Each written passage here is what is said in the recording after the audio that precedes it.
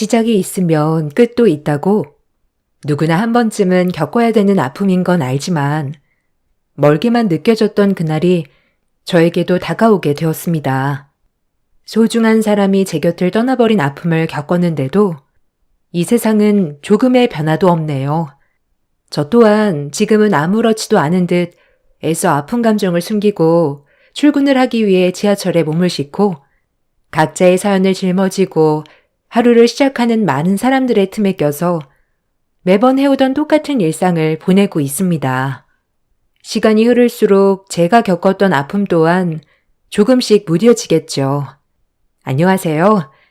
저는 대구에 살고 있는 30대 여자입니다. 지금은 이혼을 했지만 얼마 전까지만 해도 법적으로 부부 관계였던 남편과 3년의 결혼 생활을 유지해 왔었습니다. 한없이 착해 빠진 모습에 반해 결혼을 선택했었고 함께 살아오면서도 제가 남편을 선택한 거에 대해 조금도 후회한 적이 없었죠. 그런데 평탄할 것만 같았던 제 삶에 갑작스러운 변화가 찾아오게 된 건 엄마의 건강이 악화되면서부터였어요. 언제부터인가 음식을 먹을 때마다 소화도 잘 안 되시고 입맛도 없으신지 끼니를 거르시게 되는 일이 많아지셔서 신경이 쓰이기 시작했는데 엄마가 나이가 들면서 운동 부족으로 인해 찾아온 우울증 비슷한 증상 같다며 그때부터 산에 오르기 시작하셨습니다. 적지 않은 나이셔서 최대한 무리가 되지 않는 선에서 엄마가 건강관리만 잘하신다면 크게 문제가 되지 않을 것 같아 저도 적극적으로 추천을 했었어요.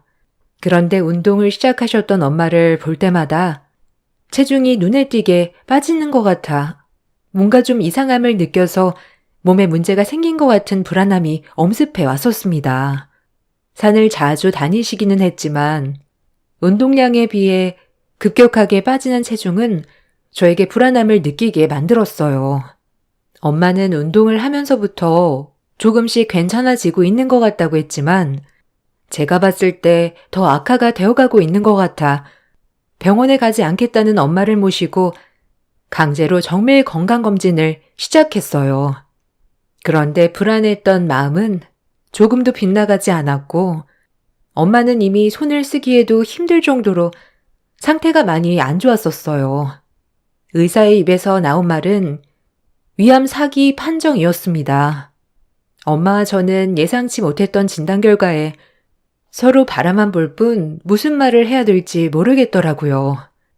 저는 담당 의사에게 치료를 받으면 좋아질 수 있냐고 물어봤지만 의사는 좀 더 정밀한 검사가 필요하겠지만 이미 암세포가 다른 곳에 전이가 됐을 가능성이 클 것 같다면서 말을 아끼셨어요. 병원에서는 상황이 더 악화가 되기 전에 적극적인 항암 치료를 권장했지만 엄마는 의사에게 주어진 시간이 얼마나 되는지를 물어봤어요. 의사는 아주 희망이 없는 것도 아니고 모든 상황은 엄마의 의지에 따라 생명이 연장될 수도 단축될 수도 있는 거라면서 항암 치료를 받지 않는다면 그래야 1년 이내로 보셨습니다. 반대로 항암 치료를 받는다면 암세포가 자라는 걸 어느 정도 억제할 수가 있기 때문에 1년 이상 더 나아가 기적까지도 볼 수 있기 때문에 절대로 희망의 끈을 놓으면 안 된다고 엄마에게 치료를 적극 권장했어요. 저 또한 상황이 더 악화되기 전에 서둘러 입원 수속을 받기 위해 도와드리려고 했는데 엄마에게 충격적인 말을 듣게 되었습니다. 엄마, 지금 제정신이야? 치료를 받지 않겠다는 게 말이 돼? 엄마는 나만 놔두고 떠날 자신 있어? 기적이 있을 수도 있다잖아. 서둘러 입원 절차 밟으면 살 수도 있다는 말인데 무슨 생각으로 그런 결정을 내린 거야? 나는 아직 엄마를 떠나보낼 마음의 준비가 전혀 되어 있지 않으니까 치료받지 않겠다는 말은 하지 마. 기적이라는 말이 무슨 뜻인지 모르니? 내가 살 수 있는 확률이 희박하다는 얘기잖아. 엄마는 그런 기적 따위 내 남은 시간을 병원에서만 지내고 싶지 않다. 그 기적을 바라보고 남은 시간을 병원에서 보내다 기력까지 전부 떨어져서 아무것도 하지 못한 채 눈을 감게 되면 엄마가 편히 떠날 수 있을 것 같니? 앞으로 엄마에게 남은 시간 가치 있게 쓰고 싶어. 그러니 너도 엄마의 결정에 존중해 줬으면 좋겠다. 서로가 바빠 함께한 시간도 적은데 우리 여행이나 가자. 제가 병원에서 엄마를 붙들고 애원을 했지만 결국 항암 치료받는 걸 단호하게 거절을 하셨고 앞으로 필요하게 될 약만 처방을 받으셨습니다. 그리고 엄마에게 주어진 시간을 가치 있게 사용하기 위해 바쁘게 움직이셨습니다. 그런 모습을 지켜볼 수밖에 없다는 게 너무 마음이 아팠지만 엄마의 생각을 존중해 줄 수밖에 없었어요. 그리고 이런 안 좋은 상황을 남편과 시댁 식구들이 듣게 됐는데 계속해서 제 심기를 자극시키는 말들로 저를 불편하게 만들었어요. 이번에 사돈이랑 일주일 정도 여행 가기로 했다면서 정말 항암 치료를 받지 않겠다니? 아예 마음을 정리했나 보구나. 사람은 누구나 때가 되면 떠난다곤 하지만 막상 사돈에게 주어진 시간이 얼마 남지 않았다고 하니 내 마음도 참 씁쓸하구만. 나도 나중에 사돈의 길을 따라갈 걸 생각하니 나도 주어진 시간을 가치 있게 보내야 될 것 같더라. 그런데 현실은 하고 싶은 대로 하면서 살 수 없다는 게 문제지. 생각만 가지고 있지. 실행을 옮기기에는 결정적으로 돈의 속박에서 벗어날 수가 없잖니.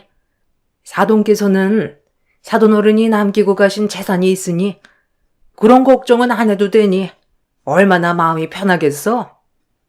눈 감을 때까지 모아놓은 재산 다 쓰고 떠나지도 못할 정도로 많이 있잖아. 건물 임대료만 받아 먹어도 그게 얼마니? 그 건물의 가치가 90억 정도 된다더만.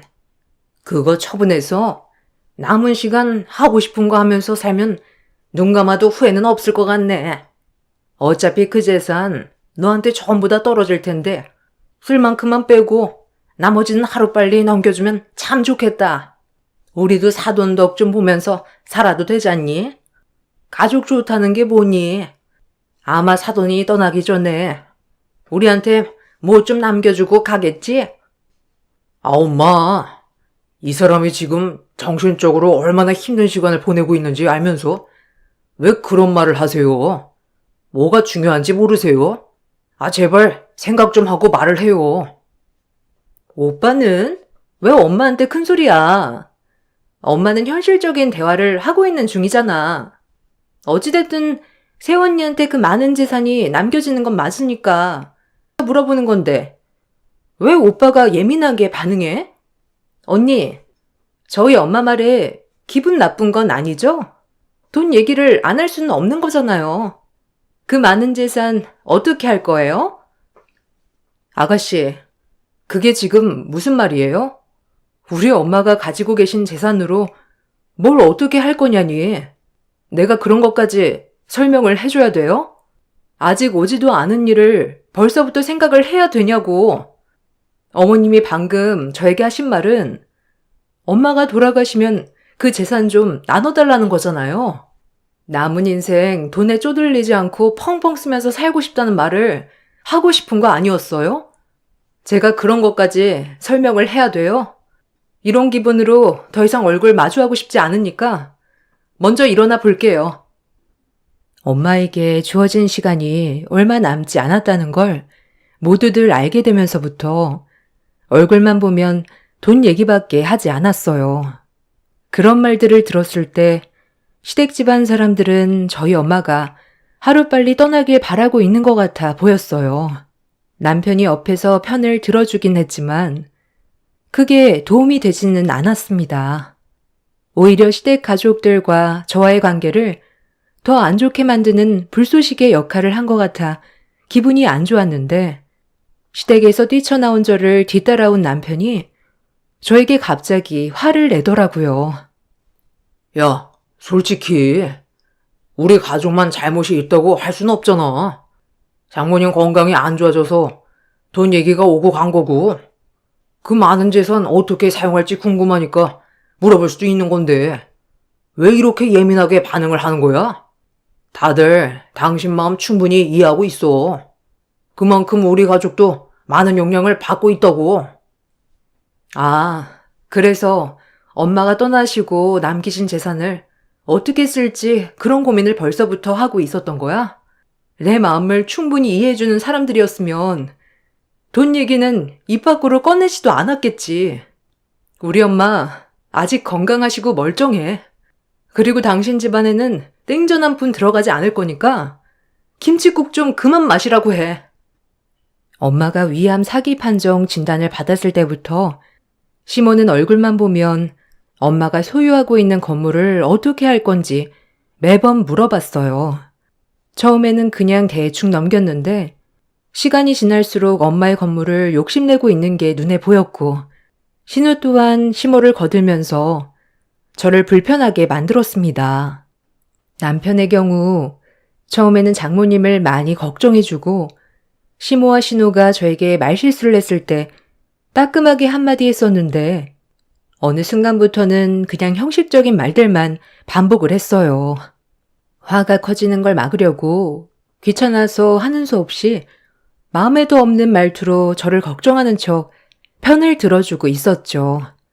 제가 평소에 알던 남편의 모습과는 많이 달라진 모습에 기분이 안 좋았었는데 또다시 엄마의 재산 얘기가 나오면서 참고 참았던 제 감정은 결국 터져버리게 되었고 그날 이후 시댁에는 발길을 끊어버렸습니다. 시모와 신우의 얼굴을 보면 또 엄마의 재산 얘기가 나올 게 뻔하고 나는 듣기 싫은 말을 들어야 하는 그런 상황들이 싫었기 때문에 남편한테 당분간 시댁에 가지 않겠다고 했어요. 시부는 원래 말수가 적긴 했었지만 그래도 말실수를 했으면 한마디 정도는 해줄 법한데 전혀 신경 쓰지도 않고 과일에만 집중하고 계시길래 그런 모습들이 저에게는 너무 서운하게 다가왔어요. 순하고 착한 남편의 모습만 보고 결혼을 했던 3년의 시간이 점점 후회로 다가오기 시작했고 부부 금실에도 결국 금이 가게 되었네요. 시댁에서 안 좋은 말들을 주고받고 난 이후 저희 부부는 각방을 사용했고 그런 관계가 지속되는 생활이 답답해서 당분간 엄마 집에서 지내겠다는 메모 한 장 남겨두고 간단히 짐을 챙겨 집을 나왔습니다. 남편은 분명 메모를 확인했을 텐데도 저에게 어떠한 연락도 주지 않았어요. 엄마 하나 신경 쓰는 것도 벅찬데 남편까지 저를 힘들게 하니 제 속은 말이 아니었죠. 그렇게 남편과 시댁 식구들의 연락을 전부 차단한 뒤 한 달 정도의 시간이 흘렀을 때 엄마와 저녁을 함께 하기 위해 음식 준비를 하고 있었는데 갑자기 초인종이 울렸어요. 아무 생각 없이 인터폰을 확인해 보니 남편이 얼굴을 비추고 있길래 현관문을 열어 그동안 연락 한 통도 없었으면서 갑자기 찾아온 이유를 기분 나쁜 표정으로 물어봤어요. 남편은 들어가서 얘기 좀 해야 될 것 같다며 제가 허락하지도 않았는데 무작정 들어오더니 거실 소파에 앉아있는 엄마한테 불만을 털어놓기 시작했습니다. 내가 왜 그동안 너한테 연락을 안 했는지 알아? 나도 너랑 지금까지 살면서 정말 많은 배려를 해줬다고 생각했는데 정작 너는 우리 가족의 실수를 조금도 용납하지 않는다는 거야. 그래서 나도 기분이 너무 안 좋아져서 대화 자체를 하고 싶지가 않더라고. 장모님 건강이 안 좋은 건 사실이니까 자연스럽게 재산 얘기가 나올 수 있는 건데 이렇게까지 예민하게 반응할 필요 있을까? 장모님, 제 말이 틀렸어요? 장모님이 돌아가시면 이 사람이 의지할 사람이 누구겠어요? 저희 가족들밖에 없잖아요. 그래서 앞으로 그 많은 재산을 어떻게 하면 좋을지 의논 정도는 해볼 수 있는 거 아니겠어요? 의논? 그게 무슨 의논이야. 당신 식구들의 일방적인 생각 아니었어? 우리 엄마가 하루빨리 이 세상 사람이 아니길 바라는 사람처럼 행동했으면서 왜 내 탓으로만 돌리는 건데? 당신 집안 식구들의 생각만 얘기하려고 한 달 만에 나타난 거면 그냥 돌아가. 이런 식으로 얘기하는데 무슨 말이 더 필요하겠어? 장모님, 말씀 좀 해보세요. 저희 가족이 잘못된 것 같아요? 아니면 이 사람이 잘못된 겁니까? 장모님도 저희가 걱정해 주는 게 연락까지 끊을 정도로 문제가 있는 것 같아요? 그럼 당신은 앞으로 어떻게 할 생각인데? 아예 집에는 들어오지 않을 생각이야? 계속 이런 식으로 살 순 없잖아. 그럼 처음부터 잘하던가. 내 기분은 애초부터 안중에도 없었으면서 이제 와서 이러는 이유가 뭐야? 우리 엄마 건강이 어떤지 확인해 보려고 왔니? 남편은 저에게 언제까지 엄마 집에만 있을 거냐고 화를 냈어요. 그 말을 듣고 있던 저 또한 목소리가 계속 높아졌고 점점 상황이 악화되기 시작하자 엄마가 많이 힘들어 하셨어요. 남편과의 대화가 의미가 없을 것 같아 그만 돌아가 달라고 했지만 제 말은 아예 들으려 하지 않았습니다. 평소에 알던 남편과는 많이 달라진 모습이 너무 실망스러웠고 그동안 함께 있던 시간들 또한 후회스러웠어요.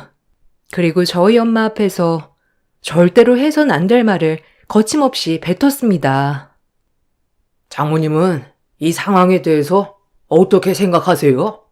치료를 받지 않겠다고 했으면 서둘러 정리를 해주시는 게 맞는 거 아니에요? 제가 이 사람과 이혼을 했으면 좋겠어요? 자네는 한 달 만에 찾아와서 병자인 나에게 말을 그렇게밖에 못하는 게야? 그리고 내 재산을 왜 자네 집안에서 탐을 내는 건데? 내 딸이 얼마나 실망스러웠으면 내 집에서 한 달이 넘는 시간 동안 있었겠나? 정신머리를 고쳐먹지 않는데 뭘 달라는 거야? 당장 내 집에서 나가주게. 전에 우리 가족에게 보였던 자네 집안 식구들 모두의 태도가 가식적인 모습이었다는 걸 내 몸이 안 좋아지면서 확실하게 알 수 있었던 것 같네. 차라리 우리 딸의 인생을 망치는 존재들이라면 이혼하고 내 딸이 원하는 삶을 살게 하는 게 훨씬 좋은 선택 아니겠나? 썩 내 앞에서 꺼지고 다시는 나타나지 말게. 정아 너도 저놈과 그만 끝내거라. 들었지? 나 또한 너랑은 그만 끝내는 게 좋을 것 같아. 어떻게 된 게 우리 엄마의 건강이 안 좋아지기 시작하면서부터 돈 얘기밖에 안 하는 거야? 할 말이 그렇게 없어? 다들 우리 엄마 재산만 눈독 들이고 있는데 어떻게 좋은 말이 나갈 수가 있겠어. 우리 엄마 재산에 눈독 들이는 너희 집안 꼴도 보기 싫어. 저는 남편과 더 이상의 대화를 이어나가고 싶지 않아 강제로 집 밖으로 내쫓아 버렸어요. 밖으로 내보내는 동안 저는 처음으로 남편과 몸싸움을 벌였어요. 한참 동안 실랑이를 벌이다가 문을 닫지 못하게 끝까지 붙들면서 대화를 하자고 했지만 어떠한 말조차도 섞고 싶지가 않았습니다. 어차피 처음과 끝은 돈 얘기로 끝날 텐데 굳이 쓸데없이 감정 소모하면서 저에게 더 큰 상처가 남겨지는 걸 원하지 않았어요. 그래서 더 단호하게 남편을 거절한 것도 있었는데 엄마도 제가 남편과 결혼 생활하는 걸 원하지 않으셨는지 그 자리에서 경찰서에 신고를 넣었습니다. 결국 끝까지 버티면서 저와 엄마에게 막말을 쏟아냈던 남편은 경찰이 오면서 더 이상의 막 나가던 행동을 제지시킬 수 있었습니다. 돈 앞에는 장사 없다더니 저에게 언제나 자상하고 배려 많았던 남편도 결국 엄마의 재산 앞에선 저에게 실망스러운 모습을 보여주게 되었죠. 힘든 시간이 지나간 이후 저희 부부는 확실하게 금이 가게 되었고 더 이상의 관계 회복은 불가능했어요. 그리고 남편과 심각한 문제가 생기고 나서 시모에게도 몇 번이나 연락이 왔지만 어차피 전화를 받아도 상처되는 말밖에 없을 것 같아 어떠한 연락도 일절 받지 않았습니다. 엄마는 이런 관계를 더 이상 끌지 말고 정리를 할 거면 최대한 빠른 시일 내에 정리하라며 걱정을 해주셨어요. 아무래도 엄마가 눈을 감기 전에 남편과의 상황이 해결되는 걸 보고 싶어 하셨어요. 엄마가 바라는 것처럼 저 또한 남편과 더 이상 잘해보고 싶은 마음은 전혀 없었기 때문에 어느 정도의 시간이 흐른 뒤 남편을 따로 연락해 만났어요. 굳어진 얼굴로 저를 바라보면서 무슨 일 때문에 불렀냐고 물어보는 말에 저는 이혼 서류를 내밀었고 서류를 확인하던 남편은 미간을 찌푸리더니 제가 원하는 대로 순순히 이혼을 해줄 마음이 없다고 제 앞에서 서류를 찢어버렸습니다. 당신도 나와 이혼하는 걸 원하지 않냐고 화를 내면서 물어봤는데 그 순간 갑자기 카페 문을 열면서 들어온 시모와 눈이 마주쳤습니다. 내 전화는 끝까지 안 받더니 결국 내 아들과 이혼할 생각을 가지고 있었던 거야? 재산 얘기 좀 했다고? 이게 이혼 서류까지 오고 갈 정도로 심각한 일이니? 그럼 저한테 원하는 게 뭔데요? 그냥 서로 솔직해지는 게 좋지 않을까요? 저희 엄마 재산이 가지고 싶다고 대놓고 말을 하세요. 그걸 놓치기 싫으니까 여기까지 나온 거 아니세요? 저는 이 사람과 조용히 이혼하고 싶었던 것 뿐이지 시끄러운 상황을 만들고 싶지 않았는데 여기까지 나오신 걸 보면 제 입에서 이혼 얘기가 나올 줄 알고 이 사람을 뒤따라 나왔다는 건데 제가 무슨 말을 더 해야 되는 건가요? 어차피 달라지는 건 전혀 없고 이 서류를 가지고 나왔을 때부터 확고하게 결정을 내린 상태라 여기까지만 하고 싶어요. 이번에 겪게 되면서 느낀 건 저희 가족의 재산만 보고 결혼한 건 아닌지 그런 생각이 너무 크게 들더라고요. 그리고 결정타를 날렸던 게 얼마 전에 저희 엄마 집에 무작정 들이닥쳐서 한바탕 난리를 쳤을 때 더욱더 확실하게 알 수 있었어요. 그래서 오늘 확실하게 정리하려고 부른 거예요. 어느 정도 예상은 하고 있었는데 제가 생각하는 대로 다 맞아떨어지니까 더 소름이 돋는데요. 이 사람이 이혼 서류를 찢을 줄 알고 미리 여분을 더 챙겨왔거든요.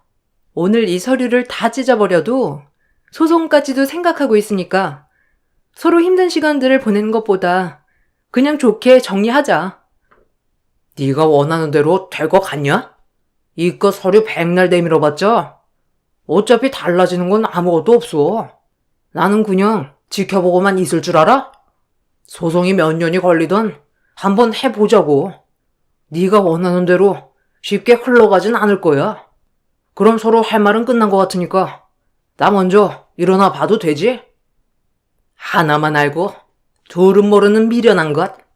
네가 내 아들을 힘들게 한 만큼 그 아픔을 100배, 1000배 되돌려 줄 테니까 조만간 다시 한번 보자고. 그때 피눈물 흘리게 만들어주마. 남편과 시모는 저를 잡아먹을 듯이 노려보더니 눈앞에 보이는 수십 장의 이혼 서류를 전부 다 찢어버린 뒤 먼저 카페를 나섰습니다. 단호하게 마음먹은 만큼 저 또한 그들을 끊어내기 위해 그날 이후 변호사를 만나 소송 준비를 하기 시작했어요. 쉽지 않은 길을 선택한 저희 부부는 과거에 좋았던 기억들까지 전부 짓밟아 버릴 준비를 하고 있었죠. 변호사는 소송도 오래가지 않을 거라며 시댁 집안 사람들이 제가 엄마의 많은 재산을 받는 거에 대해 배 아파서 고집 부리는 것밖엔 안 된다면서 현재 부부가 가지고 있는 재산에 대한 소송 문제일 뿐 저희 엄마가 가지고 계신 재산에 대해서는 어떠한 권리도 내세울 수 없다며 밑빠진 독에 물붓기라고 그들은 의미 없는 싸움이 될 거라며 크게 신경 쓰지 않아도 된다고 설명을 해줬네요. 그렇게 남편과 이혼 소송 준비를 하면서 하루빨리 지긋지긋한 관계를 끝내버리고 싶은 마음밖엔 없었어요. 그리고 모든 일이 하루빨리 정리가 되고 암 말기로 힘든 시간을 보내고 있는 엄마 곁에서 남은 시간을 함께 보내드리고 싶었습니다.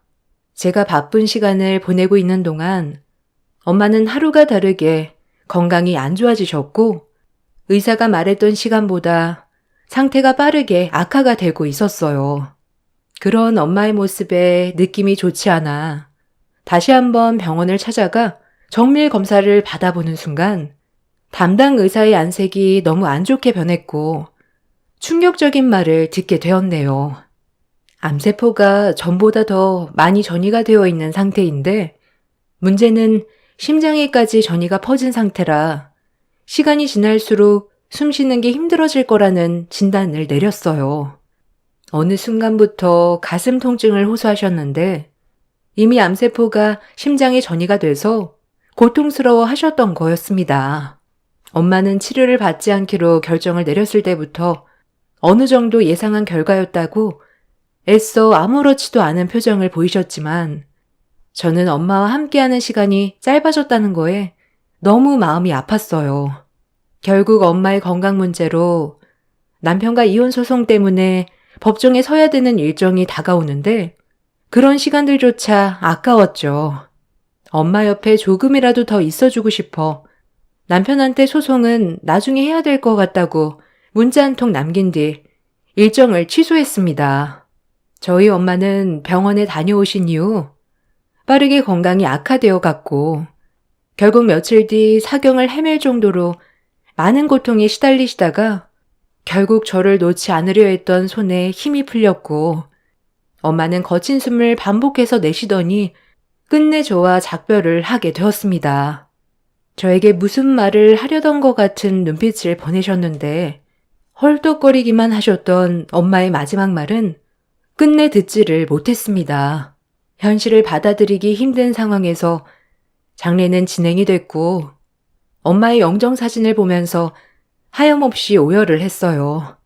어느 정도 마음의 준비를 할 수 있는 시간을 줘야 하는데 암은 엄마의 건강을 순식간에 앗아가 버렸습니다.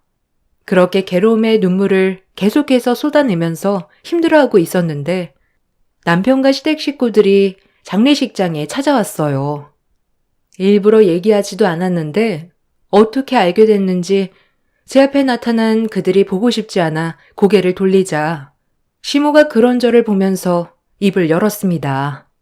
그리고 남편이 저에게 하나의 영상을 보여줬는데 그걸 본 저는 엄청난 충격에 빠져 입을 다물지 못했어요. 왜? 놀랬어? 내가 뭐라고 그랬어? 사람 일 어떻게 될지 아무도 모른다고 하지 않았나? 이거 장모님이 나한테 직접 남기신 영상 유언이야. 힘든 몸인데도 당신과 내가 잘 지내길 바라셨는지 영상 유언을 남기셨다니까. 믿기지가 않지? 나도 장모님이 이런 깊은 생각을 가지고 계실지 꿈에도 몰랐다니까. 자, 다시 한번 보여줄까? 장모님이 가지고 계신 재산 90억을 사위인 나한테 전부 넘기겠다는 유언을 남기셨잖아. 이거 하나로 모든 상황 해결됐지? 너 지금 이거 뭐 하는 짓이야? 우리 집에는 언제 왔다 간 거야? 내가 거의 매일같이 집에 붙어 있었는데 내가 없는 틈을 타서 엄마 집에 들어갔던 거야? 무슨 말인지 나는 잘 모르겠네. 이거 장모님이 직접 보내주신 파일이라니까. 여기에 내가 나오지 않는데 어떻게 이런 걸 시키겠어? 사경을 헤매시는 장모님한테 이런 걸 강요하는 건 정신 나간 놈들이나 하는 짓이라고. 너도 지금의 상황이 많이 당황스러울 텐데 나는 어떻겠냐? 지금 이 상황이 꿈만 같다고. 그러니 처음부터 누가 욕심을 부리래? 네가 최대한 좋게 해결하려 했다면 사돈이 내 아들에게 전 재산을 전부 통째로 주겠다는 유언을 남기진 않았겠지. 니들이 저지른 계획이잖아. 우리 엄마가 나랑 한마디 상의도 없이 행동했을 것 같아? 니들이 그 영상 조작한 거 내가 모를 줄 알아? 당장 이리 내놔. 그거 가져가봤자 아무 소용없어. 어차피 원본은 따로 있거든. 영상 유언이 제일 확실한 거 알지? 너는 법정에서 나한테 지게 되어 있다니까. 남편과 시댁 식구들은 전혀 예상하지 못했던 영상을 보여주었고 그걸 본 저는 입을 다물질 못했어요. 누가 봐도 엄마인데 말도 안 되는 유언을 영상으로 남겨두었다는 게 말이 되지 않았어요.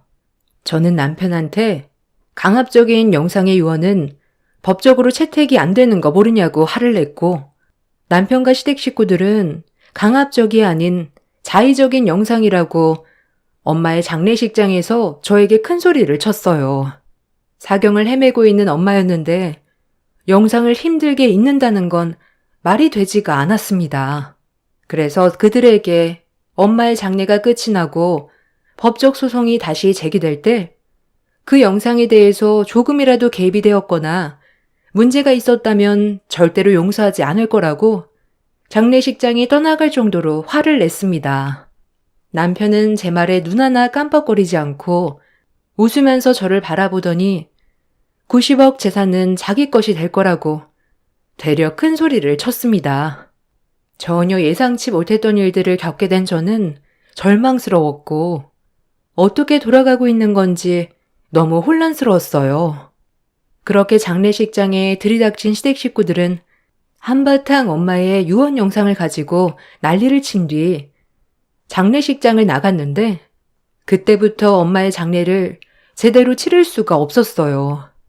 엄마의 재산 90억을 사위에게 남기겠다는 영상 유언은 자의적이 아닌 강압적이라는 걸 저는 알 수가 있었어요.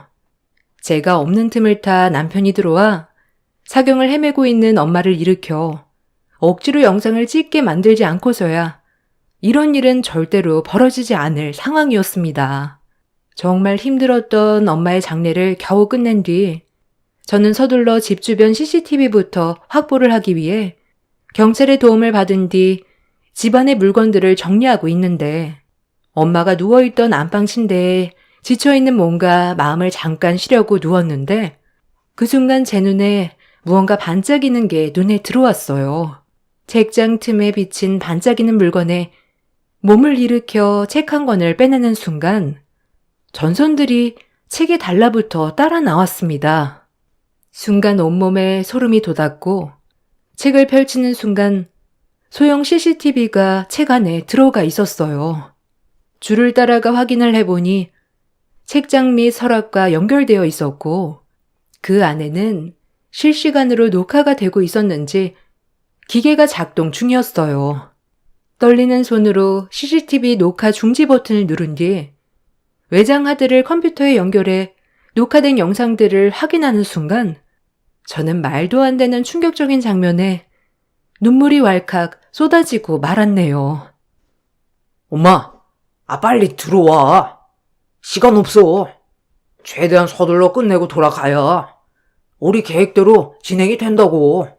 나중에 장례식장에서 이 영상을 보여주면 아마 나를 소송 걸려고 주변 CCTV는 다 찾아볼 거야.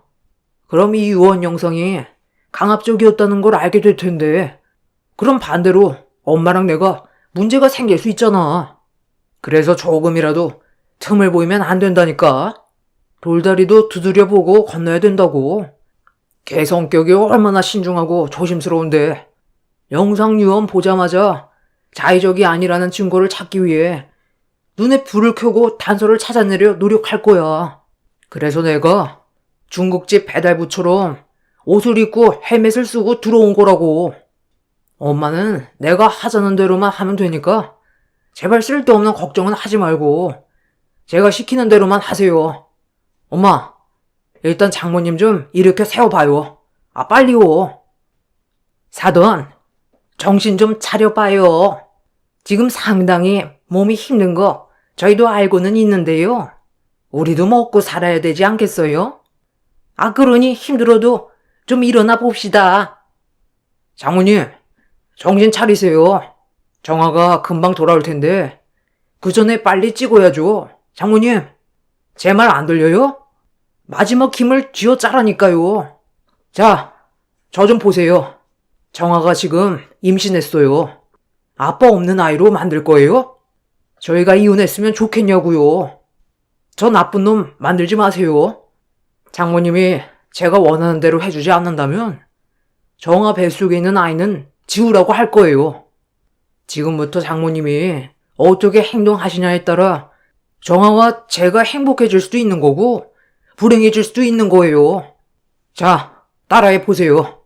내 재산 90억 사위에게 남깁니다. 그리고 이 영상은 강압적이 아닌 자의적인 영상입니다. 이거 한마디만 하시면 됩니다. 그럼 저 앞으로 정화한테 좋은 남편이 되어줄게요. 하지만 따라주지 않는다면 정화는 불행한 삶을 살게 될 거예요. 시간 없어요. 엄마는 그냥 촬영만 하고 있어요. 내가 편집하면 되니까 처음부터 끝까지 촬영만 하고 있으면 돼요. 장모님, 정신 차리라니까요. 아, 진짜 이 노인네가? 갈 때 가더라도 나한테 90억은 주고 가야 될 거 아니야? 너희들이 이러고도 무사할 줄 알아? 내가 유언을 남긴다고 니들이 가져갈 수 있는 게 있을 줄 아냐고? 그리고 내 딸이 임신했다고? 어디서 거짓말이야? 임신을 했는지 안 했는지는 이따가 물어보면 되잖아요. 내가 말하는 건 장모님이 떠나고 난 뒷일에 대해 얘기하는 거예요. 90억이 내 손에 들어오지 않는 이상 나는 절대로 이혼 안 해줄 거거든. 이게 무슨 말인지 알고 있죠? 장모님이 지금 당장 자의적인 영상 유언을 남겨줘야 정화 목숨을 보장해 드릴 수가 있어요. 정화도 장모님들을 따라가게 만들어 줄까요? 90억이 손에 들어오게 생겼는데 우리 가족이 지금 눈에 뵈는 게 있을 것 같아? 큰 돈을 줄 수 있다는데 뭔 짓을 못해? 아유, 답답한 노인네야. 그냥 한마디만 하면 끝나는 건데 죽기 전까지 고집 부릴 거야? 당신 딸까지 잘못되게 하고 싶지 않으면 눈 딱 감고 한마디만 하면 된다니까. 나머지는 우리가 알아서 할 테니 걱정하지 말고 90억이 당신 딸 목숨값이라고 생각해. 그럼 마음 편하잖아. 눈이라도 편히 감아야 되지 않겠어?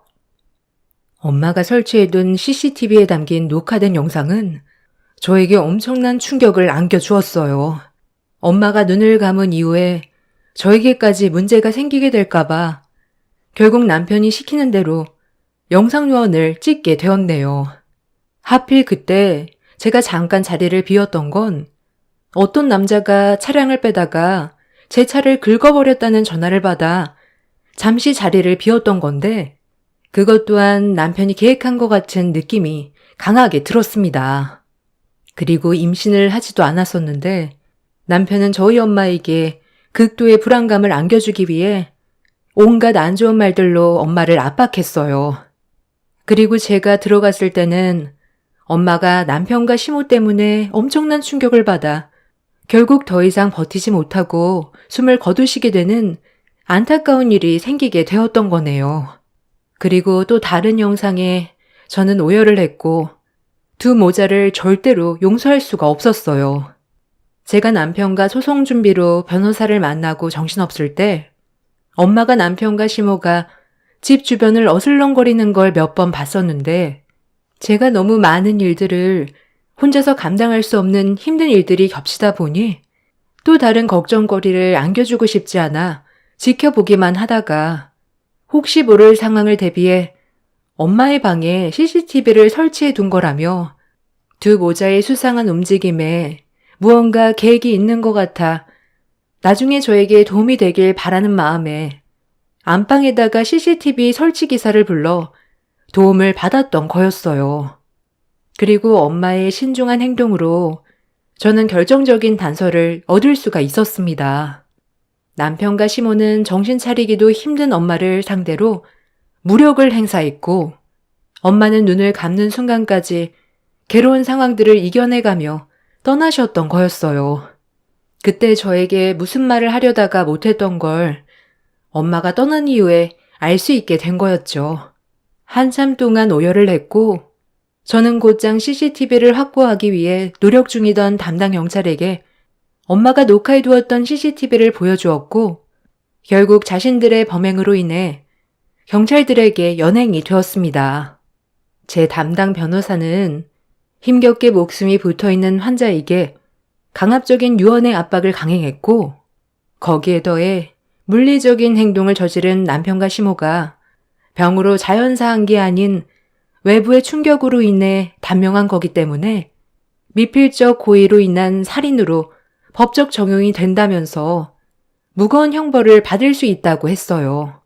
그렇게 법정에 서서 재판을 받게 된 남편과 시모는 엄마의 재산을 탈취하기 위해 치밀한 계획은 물론 환자가 사경을 헤매고 있는데도 자신들의 이득만을 생각해 생명이 위험한 환자에게 어떠한 죄책감도 없이 강압과 물리적인 행동으로 결국 수명을 단축시켜 세상을 떠나게 한 잘못으로 제가 받은 정신적 고통과 자신들의 범행에 대해 잘못을 뉘우치지 않는 모습들이 괘씸해 남편은 징역 15년, 시모는 징역 13년형을 받았습니다. 남편은 곧 숨이 멎게 될 사람이었는데 말도 안 되는 형벌이라고 되려 큰 소리를 질렀고 자신의 잘못에 대해 조금도 반성하지 않던 남편은 재판장에서 정신 나간 사람처럼 난리를 쳤어요. 그리고 그런 모습을 본 판사는 징역 15년에서 징역 18년형으로 형을 늘렸습니다. 돌이킬 수 없는 결과에 남편은 피를 토할 정도로 오열을 했고 그제야 저에게 용서를 구했지만 저는 엄마와 작별 인사도 제대로 나누지 않고 떠나보내야 했기 때문에 조금의 선처도 해주지 않았어요. 그렇게 두 모자는 자신들이 저지른 죄값을 치르기 위해 지금 현재 교도소에서 복역 중에 있습니다. 법으로 처벌을 받아 두 모자는 징역을 살고 있지만 저는 아직까지 그들로 인해 받았던 상처가 회복이 되지 않았습니다. 시간이 지나면 무뎌진다고 하지만 그 시기가 올 때까지 저 혼자 감당해야 될 아픔이 너무 커서 힘들게 이겨내고 있는 상황입니다. 돈이 뭐길래 저에게 이런 아픔을 주는 건지 모르겠어요. 엄마가 가지고 계셨던 90억의 건물은 처분하고 재산의 일부를 엄마와 똑같이 암투병의 어려움을 겪고 계신 분들을 위해 도움을 드리고 싶어 기부를 했어요. 저보다 더 힘든 삶을 살아가고 있는 분들이 저로 인해 삶에 조금이라도 여유가 생겼으면 좋겠어요. 그리고 저는 다시 일상으로 돌아와 회사 생활을 하고 있는 중입니다. 과거의 아픔을 잊기 위해 최대한 아무렇지 않게 평소처럼 살아가고 있긴 하지만 오늘따라 저희 엄마가 너무 보고 싶어요. 아직까지 엄마가 떠났다는 게 믿어지지가 않아 눈물이 앞을 가립니다. 열심히 살다 보면 저를 진정으로 사랑해주는 그런 사람을 언젠가 다시 만날 날이 있겠죠. 여러분들께서도 힘내시고 올 한해 마무리 잘 하시길 바라며 건강에 항상 유의하시길 바랍니다. 감사합니다. 안녕하세요. 저는 39살 인천에 사는 여성입니다. 제 가족은 남편 그리고 아들이 하나 있죠. 여러분은 인연이라는 말을 믿으시나요? 저에게 아주 특별한 인연이 있는데 이 사연을 들려드려요. 저희 집은 어려서 아버지의 사업으로 부유한 환경이었습니다. 중학교 때까지 기사 딸린 차를 타고 등교를 할 정도였으니까요.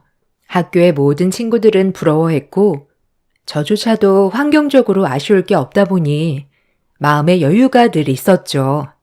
이렇게 오래 갈 것 같던 행복도 잠시 아버지 사업이 부도가 나 집안의 가세는 급격히 기울기 시작하였어요. 사춘기 시절이라 앞날이 깜깜했고 믿을 수가 없었죠. 급격히 집이 망했거든요. 집에는 빨간 딱지에 아버지는 일단 빚 때문에 도망을 다니는 신세고 외동딸인 저를 키우기 위해 주부로 평생을 사신 엄마가 사회생활을 시작하셔야 했죠. 항상 깔끔하고 요리 실력이 뛰어났던 엄마이기에 남의 집 파출부를 하며 둘이 근근히 먹고 살 수 있었어요. 엄마는 아버지 몫까지 열심히 사셨어요. 저를 학교 보내고 나면 우유 배달도 하시고 저녁엔 식당 고깃집에서 불판도 닦으셨죠. 그렇게 해서 가난했지만 제가 불행하다고 느껴지지 않을 만큼 잘 성장할 수 있게 해주셨답니다. 20살이 되어 아버지가 돌아가셨다는 소식을 들었습니다. 아버지는 원양어선을 타고 빚을 갚아 나가시고 계셨죠. 엄마와 저는 큰 충격에 빠졌지만 아버지가 돌아가셨기 때문에 모든 채무의 이행은 저에게 떨어졌어요. 빚을 상속받았기 때문이죠. 엄마는 절대 그럴 수는 없다고 남은 빚을 엄마가 어떻게 해서든 다 갚아 나가겠다고 했어요. 그도 그럴 것이 이제 앞날 창창한 저에게 빚을 상속해준다는 것이 엄마 입장에선 가슴이 아픈 일이었으니까요. 하지만 저도 가만히 있진 않았습니다. 어떻게든 엄마를 편하게 해드리고 싶었죠. 그래서 생각해낸 것이 좋은 대학을 나와 좋은 직장을 가져 더 많은 돈을 벌어야 한다는 것이죠. 대학교를 다니면서는 엄마에게 조금이라도 부담을 덜어드리고 싶어 아르바이트와 장학금으로 학비를 충당했네요. 엄마는 불우한 환경에서도 잘 자라준 저를 보며 미안하다고 항상 눈물을 흘리셨습니다. 전 그런 엄마에게 하루빨리 남의 집 파출부를 그만두고 조금 여유 있는 삶을 살게 해드리고 싶어 악착같이 공부했어요. 그리고 졸업을 앞둔 시점 취업을 하여 남들보다 빨리 사회에 발을 내딛었죠. 제가 사회에 나가서 일을 하기 시작하면 엄마를 쉬게 해드리고 싶었는데 이 세상은 녹록치가 않더군요. 엄마는 제가 시집 갈 때 조금이라도 보탬이 되어야 한다고 계속 파출부 일을 나가셨습니다. 있는 집 사모님으로 살다 남의 집에서 파출부를 하는 게 쉬운 일은 아니었지만 엄마는 긍정적이셨기 때문에 지금 이거라도 할 수 있음에 감사하다고 하셨어요. 저도 그때 그런 엄마의 모습을 보면서 지금은 남들보다 더 긍정적인 사람이 된 것 같아요. 제가 취업한 회사는 금융업계였기 때문에 직업은 매우 안정적이었습니다. 매달 꼬박꼬박 들어오는 월급, 안정적인 직장, 더불어 직장 사람들도 너무 좋았죠. 그 덕이었을까요? 우연한 계기로 직장 상사와 눈이 맞아 사내 연애를 하게 되었습니다. 지금의 남편이었죠. 하지만 먹고 살 길이 바쁜 저는 결혼엔 회의적이었습니다. 지금은 혼자 벌어 빚을 갚고 엄마를 도와드리고 살 수 있지만 결혼을 하게 되면 빚을 갚는 것과 친정에 보탬이 되는 것이 남편에겐 짐이 될 수도 있는 부분이었기 때문이죠. 그렇게 이기적으로 연애만 하자고 했네요. 처음 남자친구는 알겠다고 연애만 하자고 했지만 시간이 지나고 결혼을 요구했습니다. 남편으로서 괜찮겠다 싶었던 사람이기에 너무 고민이 됐지만 나 혼자 짊어진 짐을 둘이 질 수 없기에 번번이 거절했죠. 하지만 남자친구는 뚝심 있는 사람이었어요. 번번이 거절하는 저에게 늘 먼저 결혼하고 싶다고 들이댔네요. 이대로는 안 되겠다 싶어 저희 집 상황을 모두 오픈했습니다. 처음엔 당황을 하는가 싶더니 남자친구는 이게 왜 결혼하지 못할 사유가 되냐며 되려 절 놀라게 해주었죠. 말이라도 너무 고마웠습니다. 남에게 제 이야기를 한 것이 어쩌면 처음이었는데 이렇게 따뜻하게 반응을 해주니 감동을 받았고요. 그래서 그런 분위기에 휩쓸려 이 사람을 다시 보는 계기가 되었네요. 괜찮겠다 싶었죠. 네 마음 잘 알아. 우리 집도 지금은 괜찮지만 어렸을 때 찢어지게 가난했거든. 네가 하루라도 빨리 어머님을 쉬게 해드리고 싶으면 나랑 빨리 결혼해서 같이 보탬이 되자. 하나보단 둘이 낫지 않아? 결혼 못할 이유가 전혀 없는 것 같은데. 처음에만 이렇게 얘기하고 나중에 결혼해선 딴소리 하는 거 아니야? 자긴 안 도와줘도 돼. 대신 내가 우리 집 도와주는 것만 말리지 않았으면 좋겠어. 평생 고생하는 엄마 빨리 쉬게 해드리고 싶어. 내가 시집 간다고 해서 우리 엄마가 혼자 빚 갚으며 사는 거 원치 않아. 어디까지나 난 그 빚 내가 갚아 나가야 한다고 생각하니까. 부담스럽다면 지금 얘기해줘.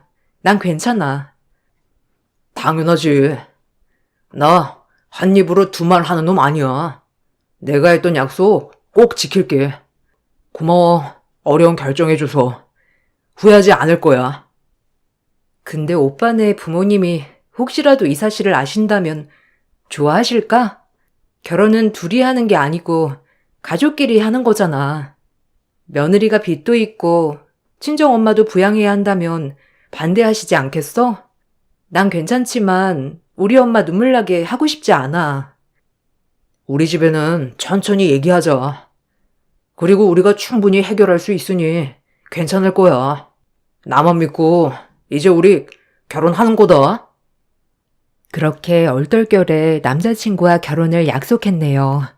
집에 와서 엄마에게 결혼을 할 것 같다고 얘기를 하자 엄마는 너무 기뻐하셨습니다. 내심 혹시라도 짊어진 무게 때문에 결혼을 포기하고 사는 건 아닌가 걱정을 하셨거든요. 딸이 사랑하는 사람과 평범하게 새 출발을 한다고 하니 엄마는 무엇보다 기뻐하셨어요. 아, 정말 이것이 효도이구나 라고 느꼈네요. 그렇게 결혼 준비는 신속히 이루어졌습니다. 1, 2년 만난 게 아니라 3년 정도를 만나봤기 때문에 결혼을 결정하고 나서부터는 일사천리로 진행이 되었죠. 다행히 남친 부모님께서는 제가 아빠가 없다는 얘기를 듣고 시아버지께서 대신 결혼식 때 손 붙잡고 들어가는 얘기도 하셨다고 했어요. 이 말을 듣고 가슴이 벅차 올랐습니다. 혹시라도 한부모 가정이라고 날 폄하하면 어쩌지라고 생각했거든요. 상견례 당일 긴장한 엄마의 두 손을 꼭 붙잡고 상견례장으로 들어갔습니다. 온화해 보이는 어머님 그리고 아버님이 계셨죠. 남자친구에겐 결혼한 형이 2명 있었는데 저희 집에 가족이 많지 않아서 딱 부모님만 모시고 상견례를 진행하게 되었어요. 아유, 반가워요. 어머, 사무인, 말씀 많이 들었습니다. 우리 민정이 이렇게 예쁘게 키워주시고 시집 보내주셔서 감사합니다. 아유, 아닙니다. 사돈, 제가 더 감사하죠. 부족한 게 많은 아이입니다. 부디 너그럽게 사랑으로 가르쳐 주세요. 그거 하나뿐입니다. 민정이가 저희 집에 막내 며느리로 들어오니 집이 더 화사해졌습니다. 사부인께서 곱게 길러주신 덕분인 것 같네요. 상견례 분위기는 너무 좋았네요. 생각보다 어머님도 그렇고 아버님도 다정다감하셨죠. 아빠도 없고 집도 많이 기울다 보니 제가 혼자 너무 피해의식을 가지고 있었나 싶을 정도로 두 분 다 따뜻하셨습니다. 중간에 아버님은 엄마를 몇 번 빤히 바라보시기도 하셨지만 그냥 쳐다보셨겠거니 했네요. 이 일이 일어나기 전까지는 아주 화목했어요. 상견례장을 벗어나와 엘리베이터를 타고 내려가던 중 엄마가 일해주고 계신 댁의 사모님을 만나게 되었습니다. 이것이 사건의 발단이었습니다. 어머, 진주댁 아니야?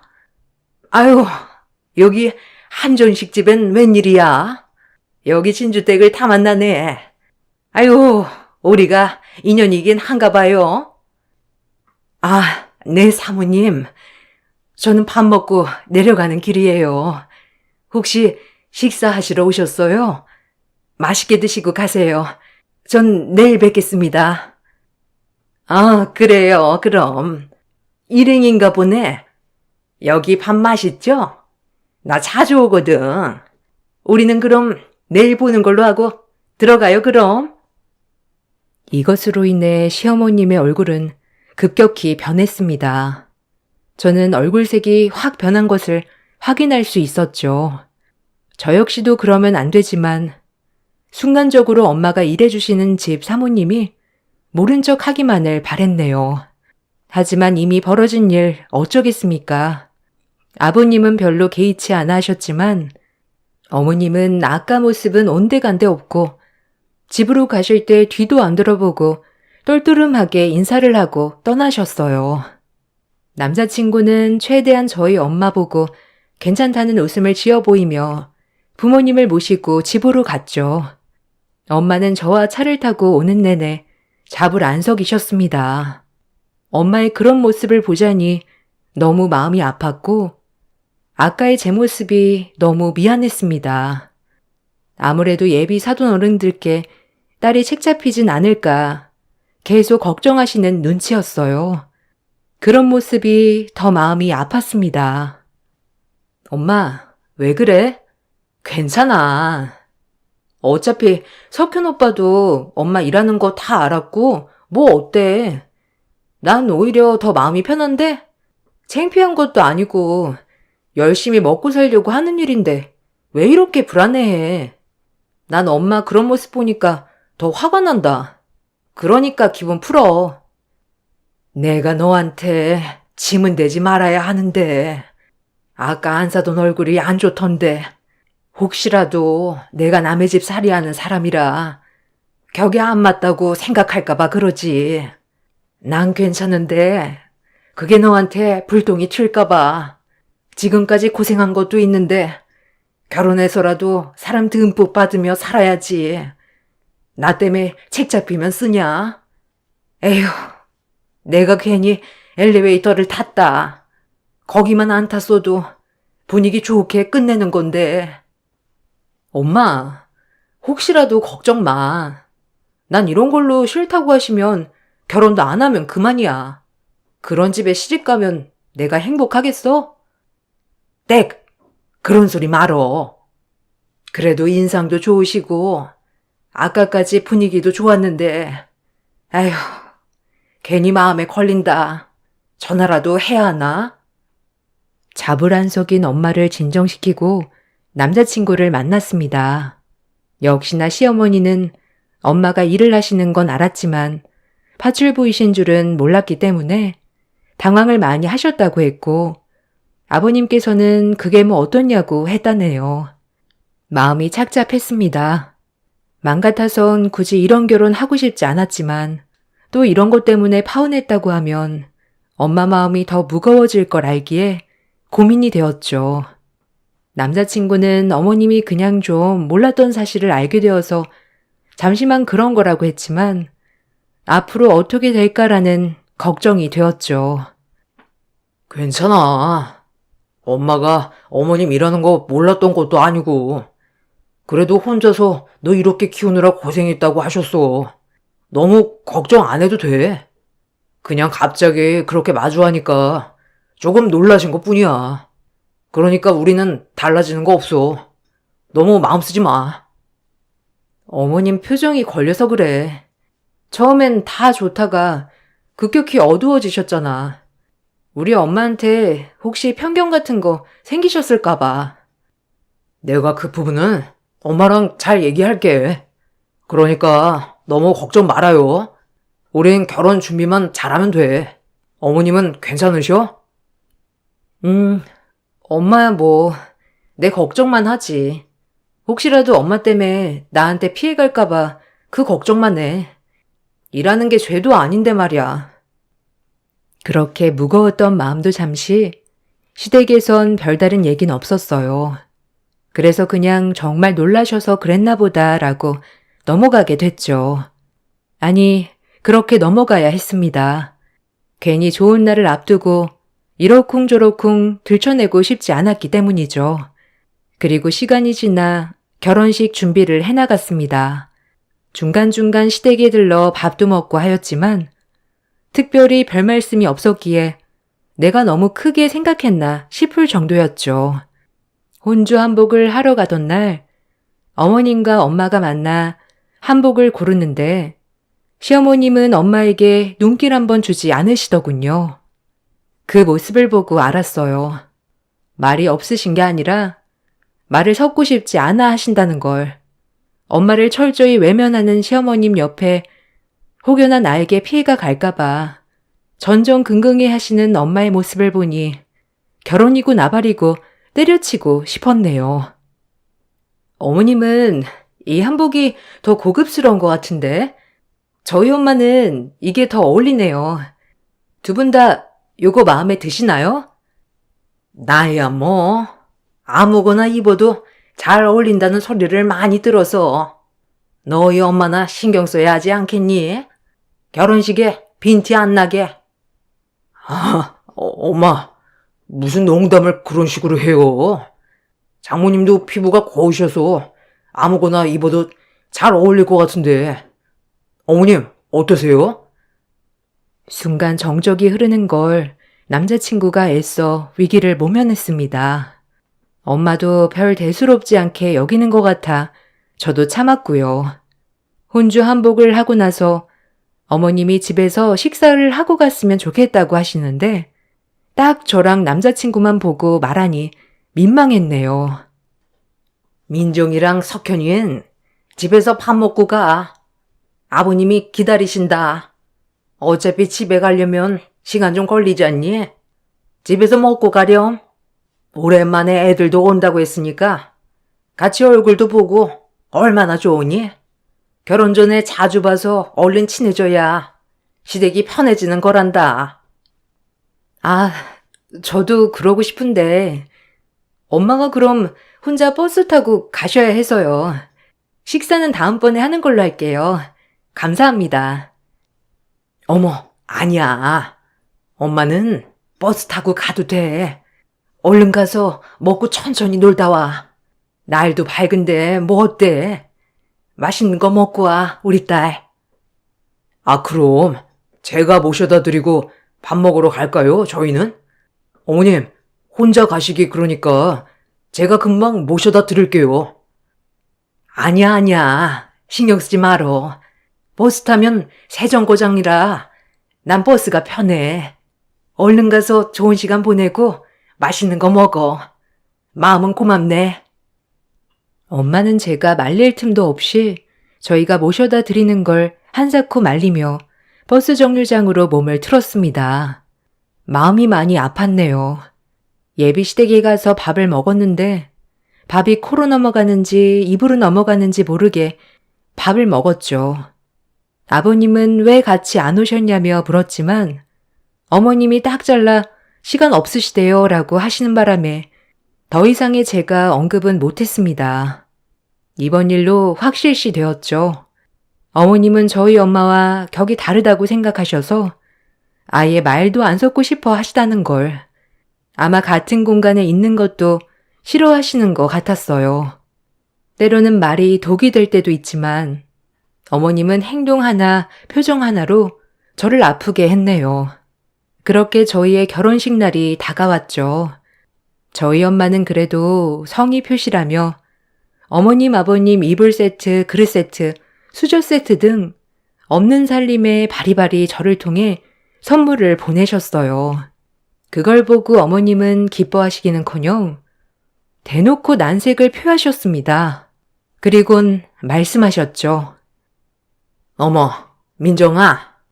아니, 보내주신 건 고맙다만 센스가 참. 아니, 어쩜 우리가 보낸 거 똑같이 그대로 따라 보냈다니. 사돈이 보는 눈은 길러야겠다. 안 그러니? 주고받기도 아니고 성의가 없어요. 성의가 선물에. 에휴, 말을 안 할래야 안 할 수가 없네. 네? 아, 그건 엄마가 선물을 너무 잘 받으셔서 어머님네도 있었으면 좋겠다고 해서요. 너무 유용할 것 같다고 해서 제가 그 종류로 똑같이 고른 거예요. 워낙 어머님이 선물을 잘해주신 거라 저희도 필요한 걸 해드리는 게 낫겠다 싶었거든요. 엄만 무슨 말을 그렇게 해? 장모님은 당연히 엄마가 이렇게 보내주셨으니 당신도 성이라고 보내주신 걸 고마워하지 못할 망정. 저희 집에 너무 유용한 물건이어서 엄마는 시댁에도 똑같이 비싼 세트 선물들을 보내주셨죠. 하지만 이것 또한 어머님 마음에 들지 않았나 보더라고요. 선물을 마음에 안 들어 하셔서 너무 당황하기도 했고요. 모든 게 어렵기만 한 자리였습니다. 당신은 무슨 말이 그래? 우리가 보낸 선물이 너무 유용하였다니 비슷한 걸 보내셨다는데 고마워해야지. 아니 설령 당신 마음에 안 들더라도 지금 태도가 그게 뭐야? 세기가 우리 집을 어떻게 생각하겠어? 당신 요새 너무 예민해. 물론 그마저도 아버님께 혼이 나서 더 이상 말씀하지 않으셨지만요. 속상했습니다. 하지만 참았어요. 이제 결혼식만 하면 엄마들끼리 부딪힐 일은 많이 없겠다 싶어 참았네요. 하지만 그건 크나큰 착각이었죠. 결혼식이 시작되었고 드디어 결혼을 하게 되었습니다. 아빠 없이 결혼식에 들어가는 것이 마음은 많이 아팠지만 엄마는 너무 잘 자라주어 고맙다고 결혼식 내내 행복해했어요. 그 모습을 보고 있자니 제 자신에게도 뿌듯했고 오히려 힘든 삶 속에서 저를 곱게 키워주셔 제가 더 감사했네요. 드디어 신혼에 접어들었습니다. 저희 생활은 많이 달라지지 않았어요. 오히려 남편이 저희 친정 쪽을 더 도와줘서 엄마가 조금 더 편안해지셨죠. 남편한테는 너무 고마웠습니다. 결혼 전 약속한 말들을 지키는 남자라서 행복했고요. 행복은 얼마 가지 않았죠. 어머님, 아버님이 저희가 친정살림의 보탬이 되는 것을 알고 매우 노여워하셨습니다.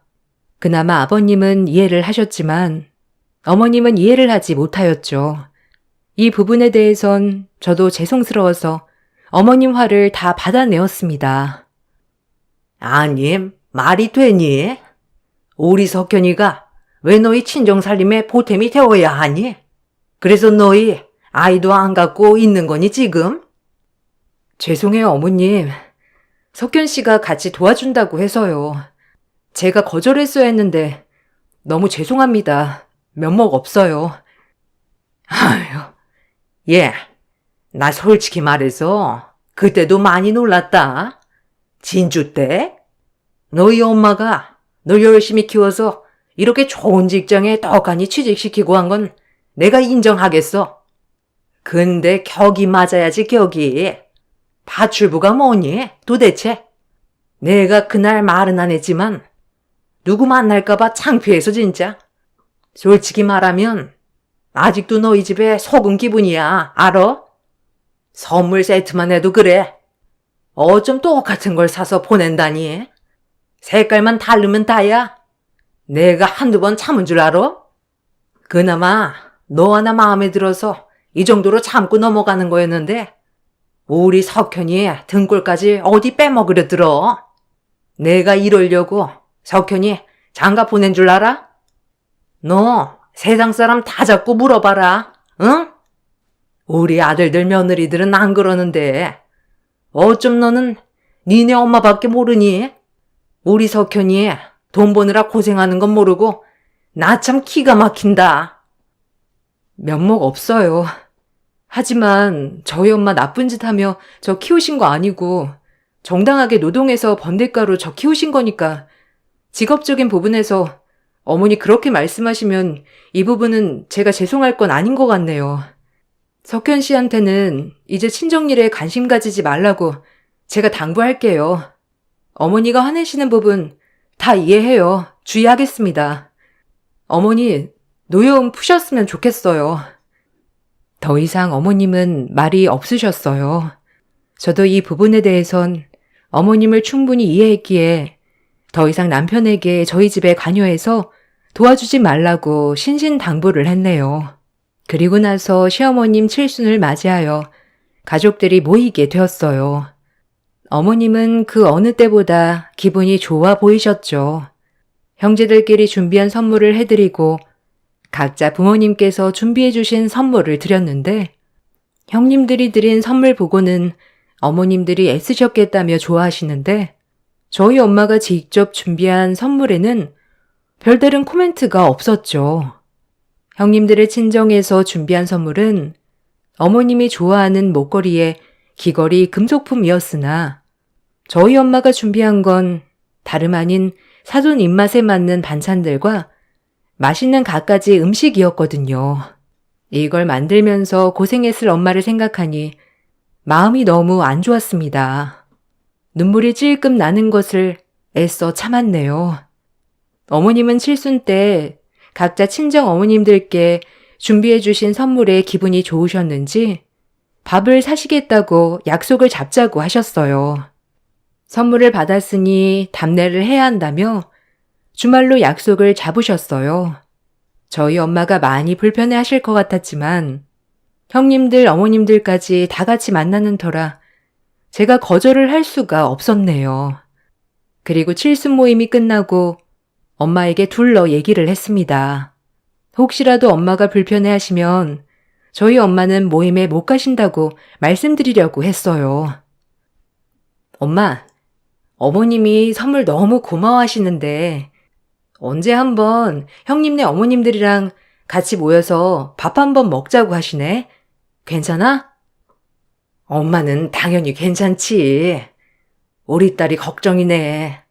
혹시 또 엄마가 가서 뭐 실수라도 하는 건 아닌지, 옷은 어떤 걸 입어야 할지. 아니, 그보다 사돈이 음식은 입에 맞으셨다니? 엄마가 할 수 있는 게 그런 것뿐이라. 좋아하셨어야 네가 면이 설 텐데. 당연하지. 그 자리에서 한 그릇 다 드셨어. 너무 고맙대. 우리 엄마 음식 솜씨 왔다자뇨. 그리고 식사 자리는 너무 불편해하지 말고, 옷은 이거 어때? 지난번에 상견례 때 입었던 옷, 아니면 내가 오늘 가서 한 벌 장만해줄까? 엄마, 기죽지 마. 그리고 너무 불편하게 생각하지도 말고 그냥 맛있는 식사하고 와. 어머님이 기분이 너무 좋으셔서 한턱 내시는 거니까. 이렇게 말은 했지만 엄마가 작아지는 모습을 보니 한없이 마음이 안 좋았네요. 그렇게 어머님들의 식삿날이 되었어요. 사정상 일을 해야 하는지라 저는 처음부터 참석하지 못하였고 저녁 늦게나마 참석할 수 있었어요. 형님들은 와 계셨고 형님들과 어머님들의 호호거리는 소리를 틈타 조용히 구석에서 얘기를 경청하는 엄마를 보고 있자니 마음이 많이 안 좋았네요. 이러려고 결혼한 게 아닌데 라는 생각도 들었고요. 그렇게 코스 요리집에 합석할 무렵 다행히 엄마는 저를 보고 다시 마음이 편안해 보이셨어요. 하지만 코스 요리집에서 식사가 다 끝나고 난 뒤가 문제였습니다. 당연히 시어머님이 밥을 대접하는 자리였고요. 하지만 시어머님은 저희 엄마를 보고 말씀하셨어요. 순간 제 귀를 의심케 하는 말이었습니다. 저런 인격체였나 했네요. 아참, 진주댁은 더치페이가 편하잖아요? 아닌가? 선물도 무조건 반반, 조금도 손해보려고 하지 않으니까 밥값도 반반 하죠. 너무 억지스러운 말에 순간 정적이 흘렀어요. 왜 그렇게까지 하나 싶었고 이 자리는 엄마를 망신 주는 자리였구나 싶었네요. 주변 어머님들은 옆에서 웅성웅성거리며 딸들에게 뭐라고 말을 하는 것 같았어요. 그 말들은 저에게 전달되어 제 귀에 들어왔죠. 어머, 진주댁? 그럼 막내 며느리 안 싸더니 파출부위를 하는 거야? 어머, 고상하게 생기셨는데. 어머, 너무 의외네. 아휴. 아, 엄마, 조용해. 요즘 파출부가 어떻다 그래? 그럴 수도 있지. 동서 듣겠다. 나중에 나랑 따로 얘기해. 안 그래도 어머님이 안 좋아하셔. 형님네 얘기를 듣고 있으니 더 화가 치밀어 올랐습니다. 요즘 세상의 파출부가 뭐가 어떻다고 이러는 걸까요? 속상했어요. 아니, 다들 왜 그러세요? 파출부가 신기하세요? 저희 엄마는 열심히 돈 벌어 저 키워주신 쟤밖에 없는데 왜 이런 모욕을 듣고 있어야 하는 건데요?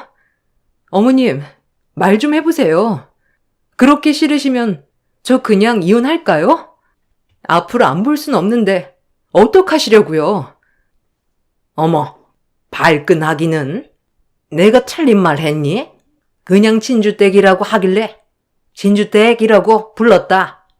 그리고 내 칠순 때 아니 선물을 안 하려면 하지를 말던가.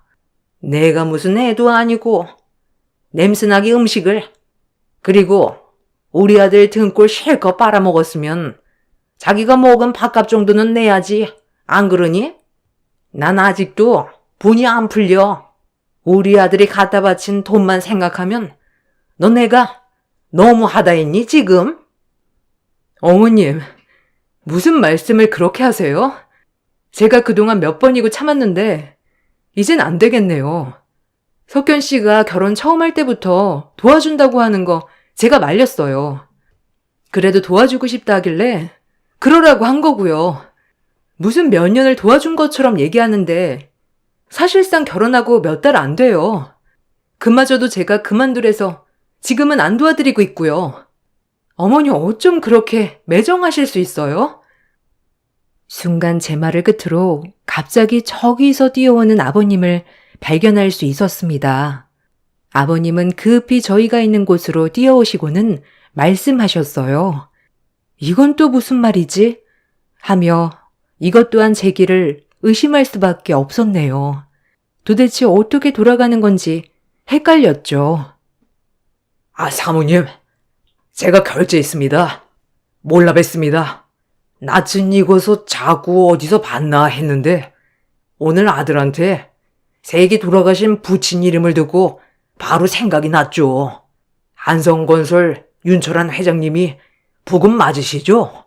제가 너무 늦게 알아봤네요. 시아버님께선 저희 아빠의 이름을 외치자 장례는 술렁술렁 들썩였어요. 엄마는 그 말을 듣고 털썩 주저앉으셨죠. 그리고 그동안 한없이 참아오던 눈물을 서럽게 쏟아내셨습니다. 전 형님들께 어머님들과 자리 좀 피해달라고 부탁을 하였고 그 자리엔 어머님, 저, 아버님, 저희 엄마 이렇게 네 식구만 남게 되었죠. 알고 보니 아버님은 어려운 시절 저희 아빠에게 큰 신세를 지고 지금까지 성공할 수 있었다고 했습니다. 저희 아빠가 사업을 했을 때 아버님이 도움을 많이 받으셨다고 하셨죠. 제가 알아봤어야 했는데 죄송합니다. 회장님 돌아가셨다는 얘기도 들었는데 한참 지나고 나서 들은 거라 찾아뵙지도 못하고 이렇게 인연이 되어 우리 민정이가 회장님의 자제였다니 너무 뜻깊네요. 사부인, 우리 민정이 잘 키워주셔서 감사합니다. 시어머님은 안색이 바뀌셨습니다. 아주 어려워서 밥도 못 먹던 시절 저희 집에 늘 도움을 받고 몇 번이고 재기할 수 있었던 게 다 저희 아빠 덕분이라고 했거든요. 시어머님도 놀라셨는지 얼어붙으셨고 자신이 그동안 무슨 짓을 했는지 아차했죠. 우리 남편에게 얘긴 많이 들었어요. 그 당시에 아주 건실하게 사신다고 형편이 안 되어 재기를 못하고 있어서 꼭 도와주고 싶은 친구라고요. 그 친구가 석현이 아버님일 줄은 저도 몰랐네요. 저희가 이렇게 뜻깊은 인연이 있었군요. 저도 몰라 봬서 죄송합니다. 잊고 살았는데 남편 생각을 하니 이렇게 눈물이 안 멈추네요. 죄송합니다. 그리고 고맙습니다. 무슨 소리예요, 이게 다? 아버님이 저희 아빠에게 도움을 받아서 지금 회사를 탄탄하게 키운 거라고요? 우리 아빠가 그럼 은인이라는 거예요? 어머님, 들으셨죠? 저희 엄마가 이래도 진주댁인가요? 말씀 좀 해보세요, 얼른. 말씀 좀 해보시라고요. 빽 소리를 질렀습니다. 우리 집의 도움으로 지금까지 잘 먹고 잘 살고 있었으면서 우리 엄마를 저런 식으로 하대했다니 어처구니가 없었죠. 저와 저희 엄마가 울면서 정신을 못 차리고 있자 시어머님은 그때서야 울면서 입을 뗐습니다. 나도 사실은 파출부였어. 네 아버님 한참 다 쓰러져가는 공장 붙잡고 정신 못 차릴 때 애들은 먹여 살려야 했지. 돈 벌 수단은 없지. 그래서 남의 집 일 많이 했다. 내가 그래서 너희 엄마를 보면 젊었을 때 내 모습을 보는 것 같아 싫었단다. 네가 어떻게 들을지 몰라도 그 세월 아무도 모를 거다. 지금이야 떵떵거리고 사는 것 같지만 파출부 하면서 온갖 서륙은 다 당했지. 자꾸 너희 엄마를 보면 그 모습이 떠올라서 견딜 수가 없었어. 내가 누군지도 못 알아보고 날 이렇게 살게 해준 분인데 내가 미안하다. 사돈, 미안합니다. 내가 사돈에게 큰 신뢰를 범했네요. 이런 저를 용서해 주실 수 있겠어요? 어머님은 한참을 울며 얘기하셨습니다. 남편에게 어려웠던 시절 얘기를 들었던 적은 있지만 이 정도로 어려운 줄은 몰랐거든요. 저희 엄마와 저 그리고 어머님까지 목 놓아 울자 아버님은 묵묵히 옆에서 들어주고 계셨고요. 그리고 엄마가 입을 뗐어요. 다 용서하지요. 아니, 용서할 것도 없지요. 사돈, 파출부가 뭐 어떻답니까? 난 지금도 하고 있어요. 아니, 조금이나마 우리 딸에게 피해주지 않고 나 밥벌이 하면서 빚도 갚고 남에게 아쉬운 소리 없이 살면 그것이 행복 아닌가요? 몸 편히 살면 좋겠지만 주어진 삶에 전 감사하며 살고 있어요. 우리 민정이 예쁘게 커준 점, 좋은 남편 만나 결혼한 거 지금은 다 행복합니다. 한 가지 당부드리고 싶은 건 그냥 저는 괜찮으니 우리 민정이만 저랑 다르게 봐주세요.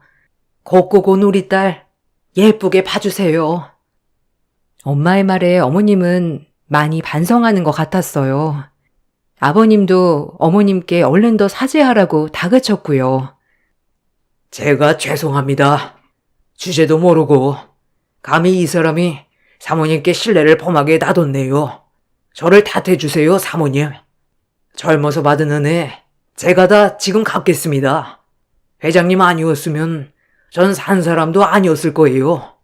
그러니 부담 갖지 말아주세요. 죄송해요, 사모님. 제가 정말 민정이 딸처럼 잘 대해주겠습니다. 부디 그 전에 했던 행동들은 잊어주세요. 아버님, 어머님은 사죄하였고 엄마는 다 용서하였어요. 그리고 아버님은 저희 빚을 그 자리에서 다 갚아주셨습니다. 어차피 저희 아빠 안 계셨으면 아버님도 없는 목숨이라고 돈은 아깝지 않으시다고요. 지금이라도 회장님께 빚을 갚을 수 있어서 기쁘다고 했네요. 지금은 저희 엄마와 어머님은 둘도 없는 친구가 되었어요. 어머님은 모든 용서를 빌고 저희 엄마에게 먼저 다가갔네요. 덕분에 저희 엄마도 자식을 나눈 사람이 최고의 친구라며 좋아하셨고요. 저는 가끔씩 시어머님이 했던 행동들을 생각하면 조금 화도 나긴 하지만 그래도 이것 또한 인연이었을까 싶네요. 조금이라도 스쳐가는 인연을 허투루 생각하면 안 된다는 것이 저의 깨달음이었어요. 여러분들도 스치면 인연이니 그 인연 놓치지 말라고 꼭 말씀드리고 싶어요. 끝으로 저희 긴 이야기 들어주셔서 너무 감사합니다. 안녕하세요. 저는 남편과 1년의 짧은 결혼 생활을 끝으로 먼저 떠나보낸 뒤 4년의 시간을 홀로 지내왔습니다. 지금도 그때의 기억이 떠오를 때면 자다가도 벌떡 일어날 정도로 정신적인 충격이 상당하지만 그래도 어느 정도 현실을 받아들이면서 적응하려고 노력 중에 있습니다. 제가 이렇게까지 힘든 시간을 보내게 된 건 죄책감 때문에 그런 것 같아요. 부부 생활이 짧긴 했지만 정말 행복한 시간들을 보내왔었어요. 결혼 생활이 1년이지 연애 기간은 3년 정도로 적지 않은 시간을 함께 했었는데 어느 날 한 통의 전화를 받는 순간 제 삶은 한순간에 무너져 내렸습니다. 그 전화는 남편의 갑작스러운 사고 소식이었고 손도 써볼 수 없이 현장에서 이미 숨을 거뒀다는 충격적인 말을 듣게 되었습니다. 좀 전까지 서로 연락을 주고받았던 남편이 왜 떠나게 된 건지 이해가 되지 않았었는데 사고를 당하게 된 이유는 남편이 횡단보도 앞에서 신호를 기다리고 있던 도중 갑자기 차량 한 대가 중앙선을 침범해 속도를 제어하지 못한 채 미끄러지면서 남편과 충돌을 하게 되었고 반대편에 있던 벽에 머리를 부딪히게 되면서 뇌출혈로 인해 현장에서 그대로 떠나버리게 된 거였죠. 급하게 병원으로 향한 뒤 남편의 모습을 확인했는데 얼굴을 알아볼 수 없을 정도로 온몸이 상해버려 당시의 사고가 얼마나 심각했는지를 알 수가 있었습니다. 너무 충격적인 모습을 보게 됐던 저는 결국 속이 울렁거려 화장실에서 오바이트를 한 뒤 일어나지 못한 채 변기통 앞에서 한참 동안 오열을 했어요. 남편이 사고가 난 곳은 제가 일하고 있는 회사와 불과 5분 거리에 있는 꽃가게 앞에서 난 사고였는데 하필 그날이 결혼 1주년이었어요. 사고 당시 현장에 있던 담당 경찰의 말로는 손에 꽃다발을 들고 있었다고 했는데 그런 말을 듣게 되니 괜히 저 때문에 사고가 일어난 것 같아 너무 마음이 안 좋았습니다. 연애 때부터 제가 꽃을 좋아한다는 걸 알고 항상 얼굴을 볼 때마다 꽃다발을 선물해 줬었는데 결혼기념일 날 어김없이 꽃집을 들렸다가 이런 사고가 나서 뒤늦게 소식을 접하게 된 시댁 식구들은 저에 대한 원망을 쏟아냈어요. 제가 괜히 꽃을 좋아해서 사고가 난 거라며 남편 앞에서 오열하던 시모는 저에게 달려들어 머리채를 잡아 흔들어 버렸는데 미처 저항할 틈이 없었어요. 시모 말대로 남편이 저 때문에 사고로 떠난 것 같아 억장이 무너져 내렸습니다. 너 때문에 내 아들이 죽었어. 그깟 꽃이 뭐라고. 시도 때도 없이 받아대더니 결국 이 사다를 만들어 내 아들 살려내. 당장 살려내라고. 우리 그이도 암으로 떠난 지 얼마나 됐다고. 형님은 어머님한테 또 상처를 주고 싶은 거예요? 저랑 어머님은 아직 그이가 떠났다는 게 믿기지 않아서 우울증약까지 먹고 있는 거 알면서 결혼한 지 1년차 돼서 굳이 꽃을 받아야 돼요? 형님이 안 받아도 된다고 전화 한 통만 넣었어도 아주버님은 괜찮았겠죠. 내 말이 그 말이야. 작은 아들 암으로 떠나보낸 것도 아직까지 슬픔이 가시지 않았는데 평생 이애미 곁에 있겠다던 내 큰아들까지 고작 꽃 때문에 떠나게 될 거라고 누가 상상이나 했겠니? 이제 어떻게 할 거야? 우리 아들 당장 살려내지 못하면 오늘 이 자리에서 너 죽고 나 죽는 거다. 어머님, 저도 그이가 갑작스럽게 떠나서 너무 마음이 아파요. 다른 날도 아니고 결혼 후 처음 맞는 결혼기념일 날 이런 일이 생기게 될 거라곤 정말 몰랐다고요. 내 아들 살려내지 못할 것 같으면 너는 평생 내 앞에서 죄인처럼 살아야 될 거야. 그깟 꽃이 뭐 태수라고. 내 아들까지 떠나보내게 만들어? 새언니를 만난 것부터가 잘못이었어. 난 처음부터 새언니가 마음에 안 들었다니까. 울 오빠 같은 사람 없다는 거 새언니도 잘 알죠?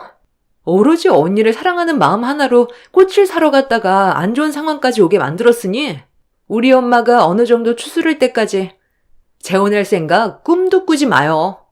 울 오빠 불쌍하게 갔는데 언니 잘 되는 꼴을 어떻게 보라고? 우리 오빠들 둘이나 보냈는데 지금 우리가 제정신이겠어요? 남편이 떠나기 전에 시동생이 암투병을 하다가 먼저 떠나게 되는 일이 있었습니다. 동서내외는 제가 남편과 결혼하기 한참 전에 이미 살림을 차려서 살아온 세월이 길었고 아이까지 낳아 9년의 시간을 함께 살아오다가 떠나게 된 거라 한동안 정신적인 충격에서 벗어나지 못해 상당히 힘들었다는 말을 들었어요. 제가 남편과 결혼하기 위해 인사를 왔을 때에도 시댁 식구들의 얼굴은 그늘져 있었지만 그래도 어렵지 않게 결혼식을 올릴 수는 있었어요. 그런데 함께 산 지 1년 만에 시모는 큰아들까지 먼저 떠나보냈으니 그 아픔은 저보다 더 클 수밖에 없었습니다. 동서는 시동생이 암으로 떠난 이후에도 시댁에 계속 왕래를 하면서 지냈어요. 제가 며느리로 들어오기 전부터 시모와 동서와의 관계는 상당히 좋았었는지 조카를 데리고 자주 시댁에 왔었는데 그 모습이 안쓰러웠고 많이 외로워 보였습니다. 시모와 동서는 시동생이 떠난 거에 대한 아픔에 대해 서로 위로해주면서 힘든 시간들을 이겨내 왔었죠. 그런데 시동생이 떠난 지 얼마 되지 않아 남편까지 사고로 떠나보내게 됐으니 그 아픔은 저보다 클 수밖에 없었고 모든 게 제 탓으로 되어 버렸던 거였죠. 그렇게 원치 않았던 남편의 장례를 힘들게 치른 뒤 집으로 돌아왔는데 짧은 결혼 생활이었지만 집안 곳곳에 함께 해온 흔적들이 그대로 남아있어 오열을 하게 되었습니다. 에휴, 네가 이러고 있을 줄 알았다. 걱정돼서 집으로 돌아갈 수가 있어야지. 네가 오열하는 목소리가 밖에까지 들리더라. 나도 지금의 상황들이 믿어지지가 않는데 너는 오죽하겠니? 그래도 산 사람은 살아야지. 일단 집안에 있는 물건부터 하나씩 정리를 하면서 너도 새 출발할 준비를 해야 되지 않겠니? 너에겐 지금 시간이 많이 필요하겠지만 이 집에 계속 머물러 있다 보면 그 아픔이 더 크기 때문에 하루빨리 정리를 하는 게 좋을 것 같다. 엄마가 언제까지 옆에 있어줄 수는 없잖아. 어디 갔나 했더니 집에 와 있었구만. 무슨 정리를 하겠다는 건지 모르겠는데 내 아들 물건에 손끝 하나 대지 못합니다. 사돈이 제 마음을 얼마나 이해를 하겠어요. 자식을 둘이나 잃은 아픔을 알지도 못하면서 그런 말 함부로 하면 안 되죠.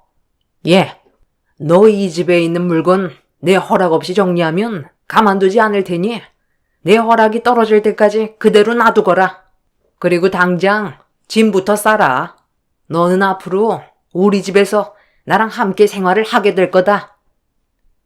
아니 사돈. 이게 다 무슨 말이죠? 오서방을 잃은 아픔 때문에 집안의 물건을 정리할 마음의 준비가 되지 않았다는 건 어느 정도 이해하겠는데 제 딸이 왜 사돈집에 들어가서 살아야 하는데요?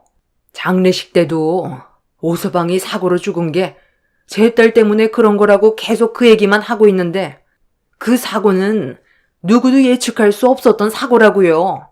내 딸이 꽃을 좋아했다는 이유로 잘못을 몰아가는 건 한참 잘못됐다는 걸 말씀드리는 겁니다. 지금 많이 힘드신 거 충분히 이해는 하겠지만 제 딸이 사위도 죽은 마당에 사돈댁에 들어가서 시집살이 하는 건 절대 용납할 수 없어요. 더 이상 감정 소비하고 싶지 않으니까 이만 돌아가세요. 애들 아버지가 어떻게 떠나는지 아세요? 어렸을 적에 계곡에서 놀다가 급격하게 물이 불어나서 가족 모두가 휩쓸린 적이 있었어요. 그때 저와 제 딸은 다리에서 건널 수 있을 정도로 괜찮았는데 두 아이들이 건너올 때는 급격하게 불어난 계곡물로 인해 휩쓸릴 위기에 놓였었고 애 아빠는 두 아이들을 살리기 위해 악착같이 붙잡고 겨우 다리를 건널 수 있게 해줬어요. 그런데 계곡물이 불어나면서 떠내려오던 큰 나무에 애들 아빠와 충돌이 일어나면서 다리를 미처 건너지 못한 채 떠내려가던 그 사람이 저에게 마지막으로 뭐라고 했는지 아세요? 다시 돌아올 테니까 애들만 신경 쓰라고 하더이다. 수영도 잘하던 사람이 분명 다시 돌아올 수 있다고 믿고 있었지만 그 사람은 끝내 차가운 모습으로 제 앞에 나타났고 그 사람의 죽음이 헛되지 않게 하기 위해 저 혼자 아이들을 악착같이 키우면서 지금까지 힘들게 살아왔는데 작은 녀석이야. 병에 걸려 어쩔 수 없이 떠나보낼 수밖에 없었다지만 제 큰아들은 충분히 사고를 예방할 수 있는 상황이었습니다. 며느리가 꽃만 안 좋아했어도 이런 사고는 일어나지 않았을 거라고요. 며느리가 꽃을 좋아한다고 하도 설쳐대서 이런 사태가 벌어진 건데 어떻게 다시 없다고 할 수 있어요?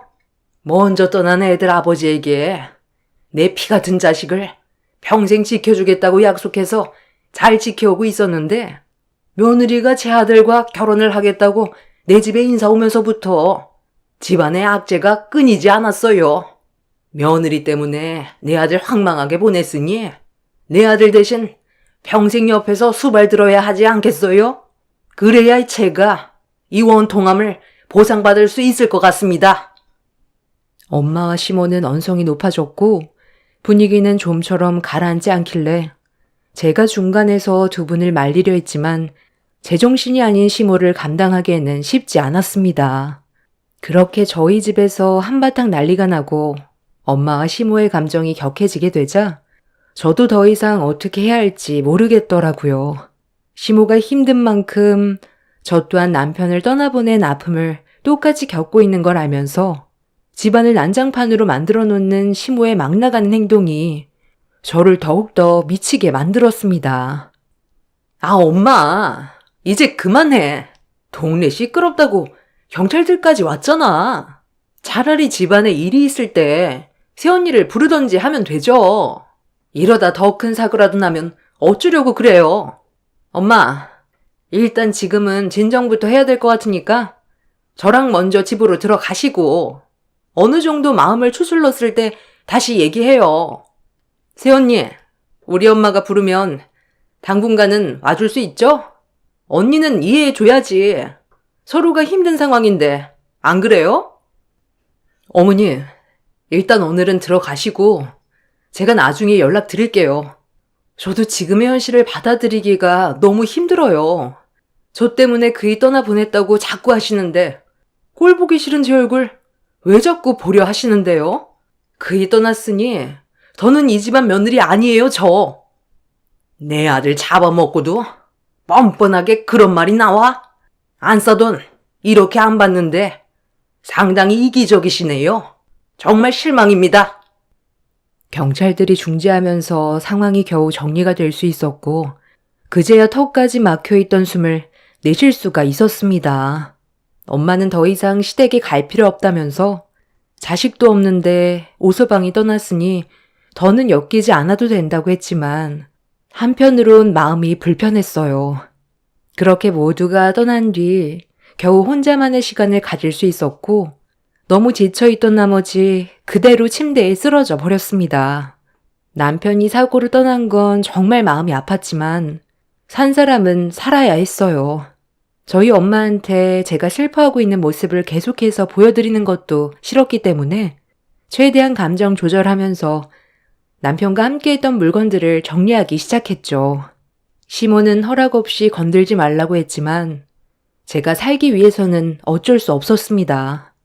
그렇게 며칠의 시간을 걸쳐 남편의 모든 물건들을 정리한 뒤에 어느 정도 마음도 추스르면서 현실을 받아들이고 있을 때 시모에게 연락이 오게 되었습니다. 어느 정도 예상은 하고 있었지만 일단 확실하게 끝내려고 시댁으로 향했어요. 시모의 의중이 정확히 파악이 안 됐고 저도 해야 될 말들이 있었던 터라 갈 수밖에 없는 상황이었죠. 돌려서 말하고 싶지도 않다. 앞으로 어떻게 할 거니? 어느 정도 생각의 정리가 됐으면 답을 줘야지. 내 말대로 이번 주 내로 짐 싸서 들어와라. 어머님, 저는 여기까지만 하고 싶어요. 지금 당장 새 출발을 하겠다는 게 아니라 어머님 댁에서 같이 지낸다면 제가 버티지 못할 것 같아서 그래요. 그렇다고 무조건 어머님과의 관계를 끊어내겠다는 건 아니니 그만 억지 부리세요. 제가 필요해서 부르시면 당분간은 올 테니까 그만 하시라고요. 너 지금 나랑 말장난 하자는 거니? 얼마 전에 그 난리를 쳤을 때 뭐라고 그랬어? 좋게 말할 때 짐 싸서 들어오라고 했을 텐데 내 말을 무시하는 거야? 어머님, 제가 뭐라고 그랬어요. 좋게 얘기해선 안 된다고 했죠? 형님이야, 아쉬울 게 뭐가 있겠어요? 애도 없겠다. 연 끊어버리면 그만인데 굳이 이 집과 엮일 필요가 없다고 생각하겠죠. 말로는 전화하면 언제든 온다고 하는데 사람이 살다 보면 상황은 언제든 달라질 수가 있는 건데 형님 말을 어떻게 100% 믿을 수가 있겠어요. 어머님, 지금 형님 들어오라고 하지 않으면 지금 살던 집 처분하고 새 인생 살아간다니까요.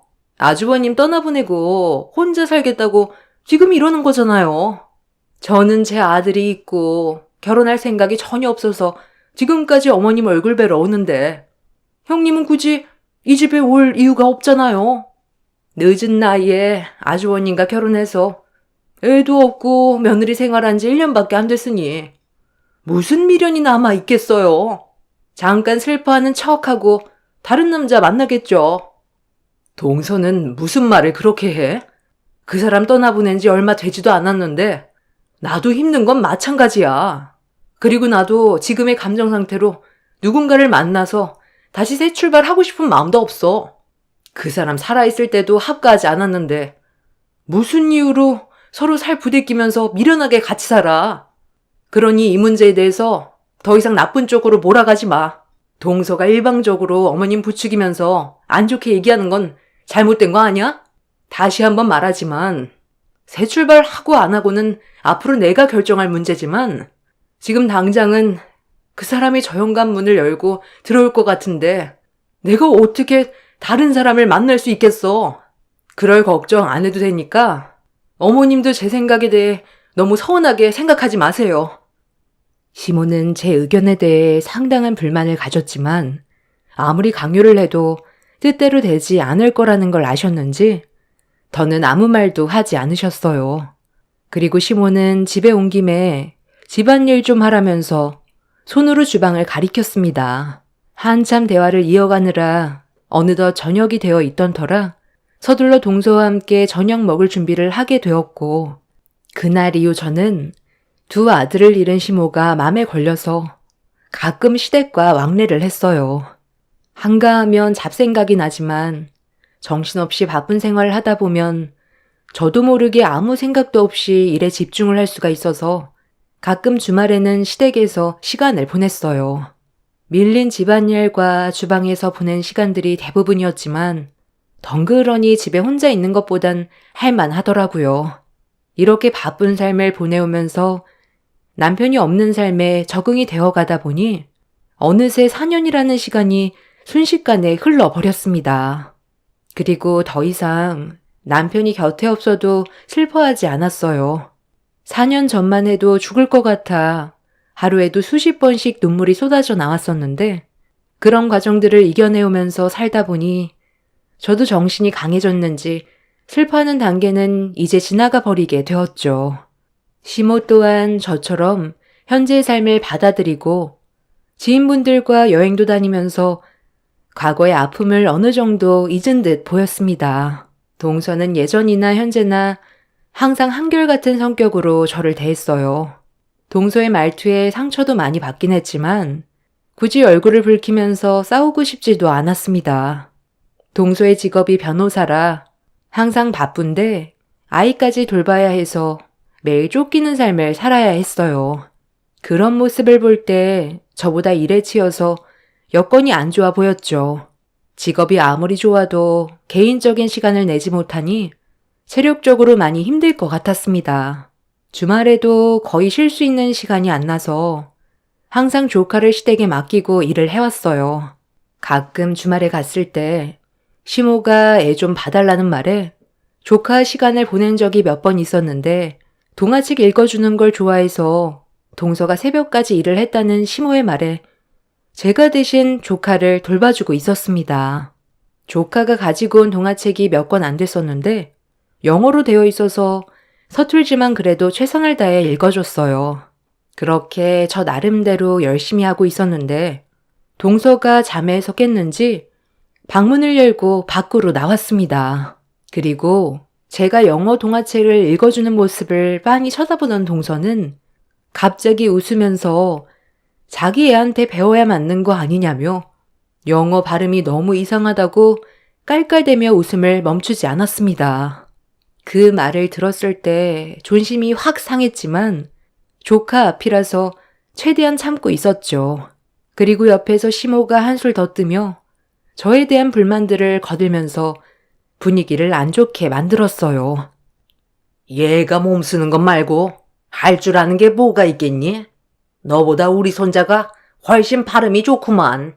이런 애를 며느리로 들였으니 내 큰아들이 얼마나 답답했겠어? 너는 내 아들이 같이 살아준 것만도 감사하게 생각해야 된다는 거 알지? 내 아들 아니었으면 너는 평생 혼자서 살아왔을 건데 그런 경험을 시켜줬는데도 얘는 날이 가면 갈수록 하는 짓이 점점 마음에 안 든다니까. 몇 년 지났다고 벌써 살만해진 거냐? 요즘 얼굴까지 핀 걸 보면 끼니는 거르지 않고 사나 봐. 나는 아직까지도 내 아들만 떠올리면 눈앞에 안 보일 정도로 눈물이 마르지 않는데 네가 이런 감정을 어떻게 알겠어?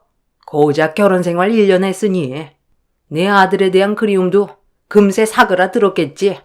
요즘 내가 불러도 일이 바쁘다는 핑계로 잘 오지도 않고 길면 석 달에 한 번 올 때도 있는데 이건 그때랑 약속이 너무 틀리지 않니? 예전에 네가 나한테 뭐라고 그랬어? 부르면 무조건 달려온다면서. 그런데 요즘엔 왜 도통 오질 않는 건데?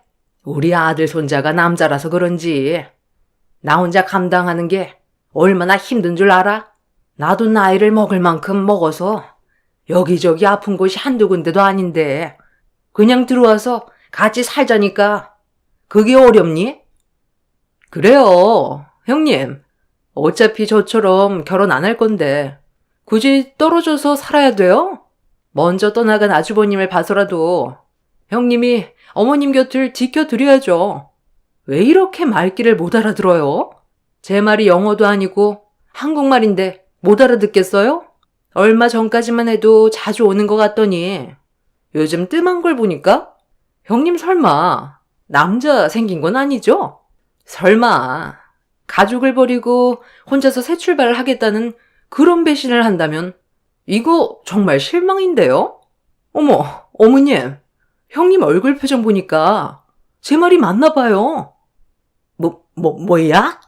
예, 너 정말 다른 남자를 만나고 있는 중이냐? 내가 이렇게 두 눈을 부릅뜨고 있는데 어떻게 다른 남자를 만날 수가 있어?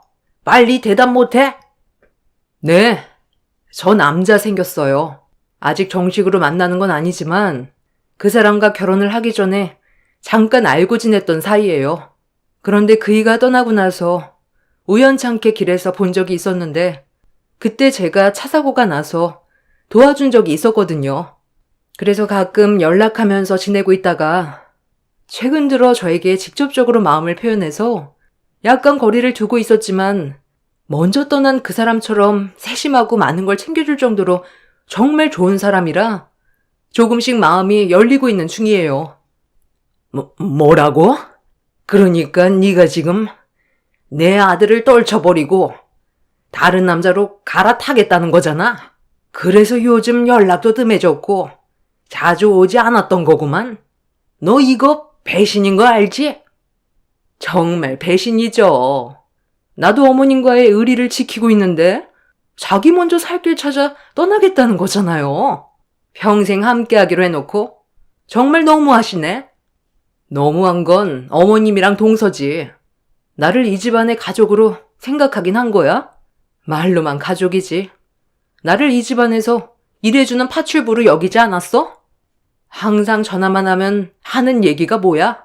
어머님은 집안일이 산처럼 쌓여있다면서 혼자 하기 힘들다고 와서 해결해달라는 말밖에 안 하고 동서는 변호사라 돈도 꽤 벌고 있으니까 어머님한테 용돈 챙겨주면서 집안일에 아예 손을 놓고 있잖아. 내가 일을 하는 걸 당연시하게 생각하면서 무슨 가족이야. 내가 만나고 있는 그 사람한테 가면 집안일 해야 될 사람이 없으니까 이렇게 난리치는 거 아니야? 아가씨야 이미 따로 살림 차려서 어머님 댁에서 한참 먼 곳에 자리를 잡았으니 아가씨 대신 신경 써줄 사람이 필요해서 지금까지 붙잡아 일시켜 먹었으면 이 정도로 만족하셔야죠. 제 말이 틀렸어요? 저는 할 만큼 했다고 생각해요. 지금 그 사람과의 만남을 이어가지 않는다 해도 어차피 오늘까지만 제 할 도리 끝내고 돌아가려 했어요. 저도 그동안 죄책감에 시달려서 정신적으로 너무 힘들었지만 이제는 털어버리고 새 출발할 생각이에요. 저희 부모님도 생각을 해야죠. 그러니 더 이상 저 붙잡지 마세요. 저는 최선을 다했습니다. 여보세요? 벌써 도착했다고요? 저 이제 그만 나가려고요. 할 말 다 끝났어요. 짐 챙겨서 나갈 테니 5분만 기다려줘요. 괜찮아요. 별일 없을 거예요. 와, 형님. 보기보다 남자 밝히나 봐요. 아주버님 살아있을 때 설마 몰래 바람 피던 건 아니죠? 아니, 이렇게 빨리 새 출발한다니까 의심이 들었어요. 우리랑 이렇게 연을 끊어내겠다는 거예요? 나는 그래도 형님을 가족처럼 여기고 편하게 생각했는데 그게 아니었던 거네요? 절대로 못 나간다. 네가 내 아들을 보내놓고 다른 남자를 만난다고 하면 내가 잘 살라고 응원해 줄 줄 알았니? 절대로 못 나가니까 나갈 생각이면 나를 밟고 가라. 시모와 동서는 현관문을 막아서면서 저를 나가지 못하게 몸을 밀쳤어요. 그동안 시모가 힘든 일들을 부탁해도 도와줬던 건 먼저 떠난 남편에 대한 미안함 때문에 시모의 곁에 잠깐 머물러 있었던 거지 어느 정도 시간이 흐르면 떠날 생각을 가지고 있었습니다. 만나고 있는 남자가 없었어도 그렇게 할 생각이었죠. 그리고 날이 가면 갈수록 저를 더 막대하는 시모 때문에 더 이상 견디는 게 힘들었어요. 한계치에 도달했고 지인들과 여행도 다니는 모습을 보면 다시 기운을 차린 것 같아 제 할 도리는 다 했다고 판단하게 된 거였죠.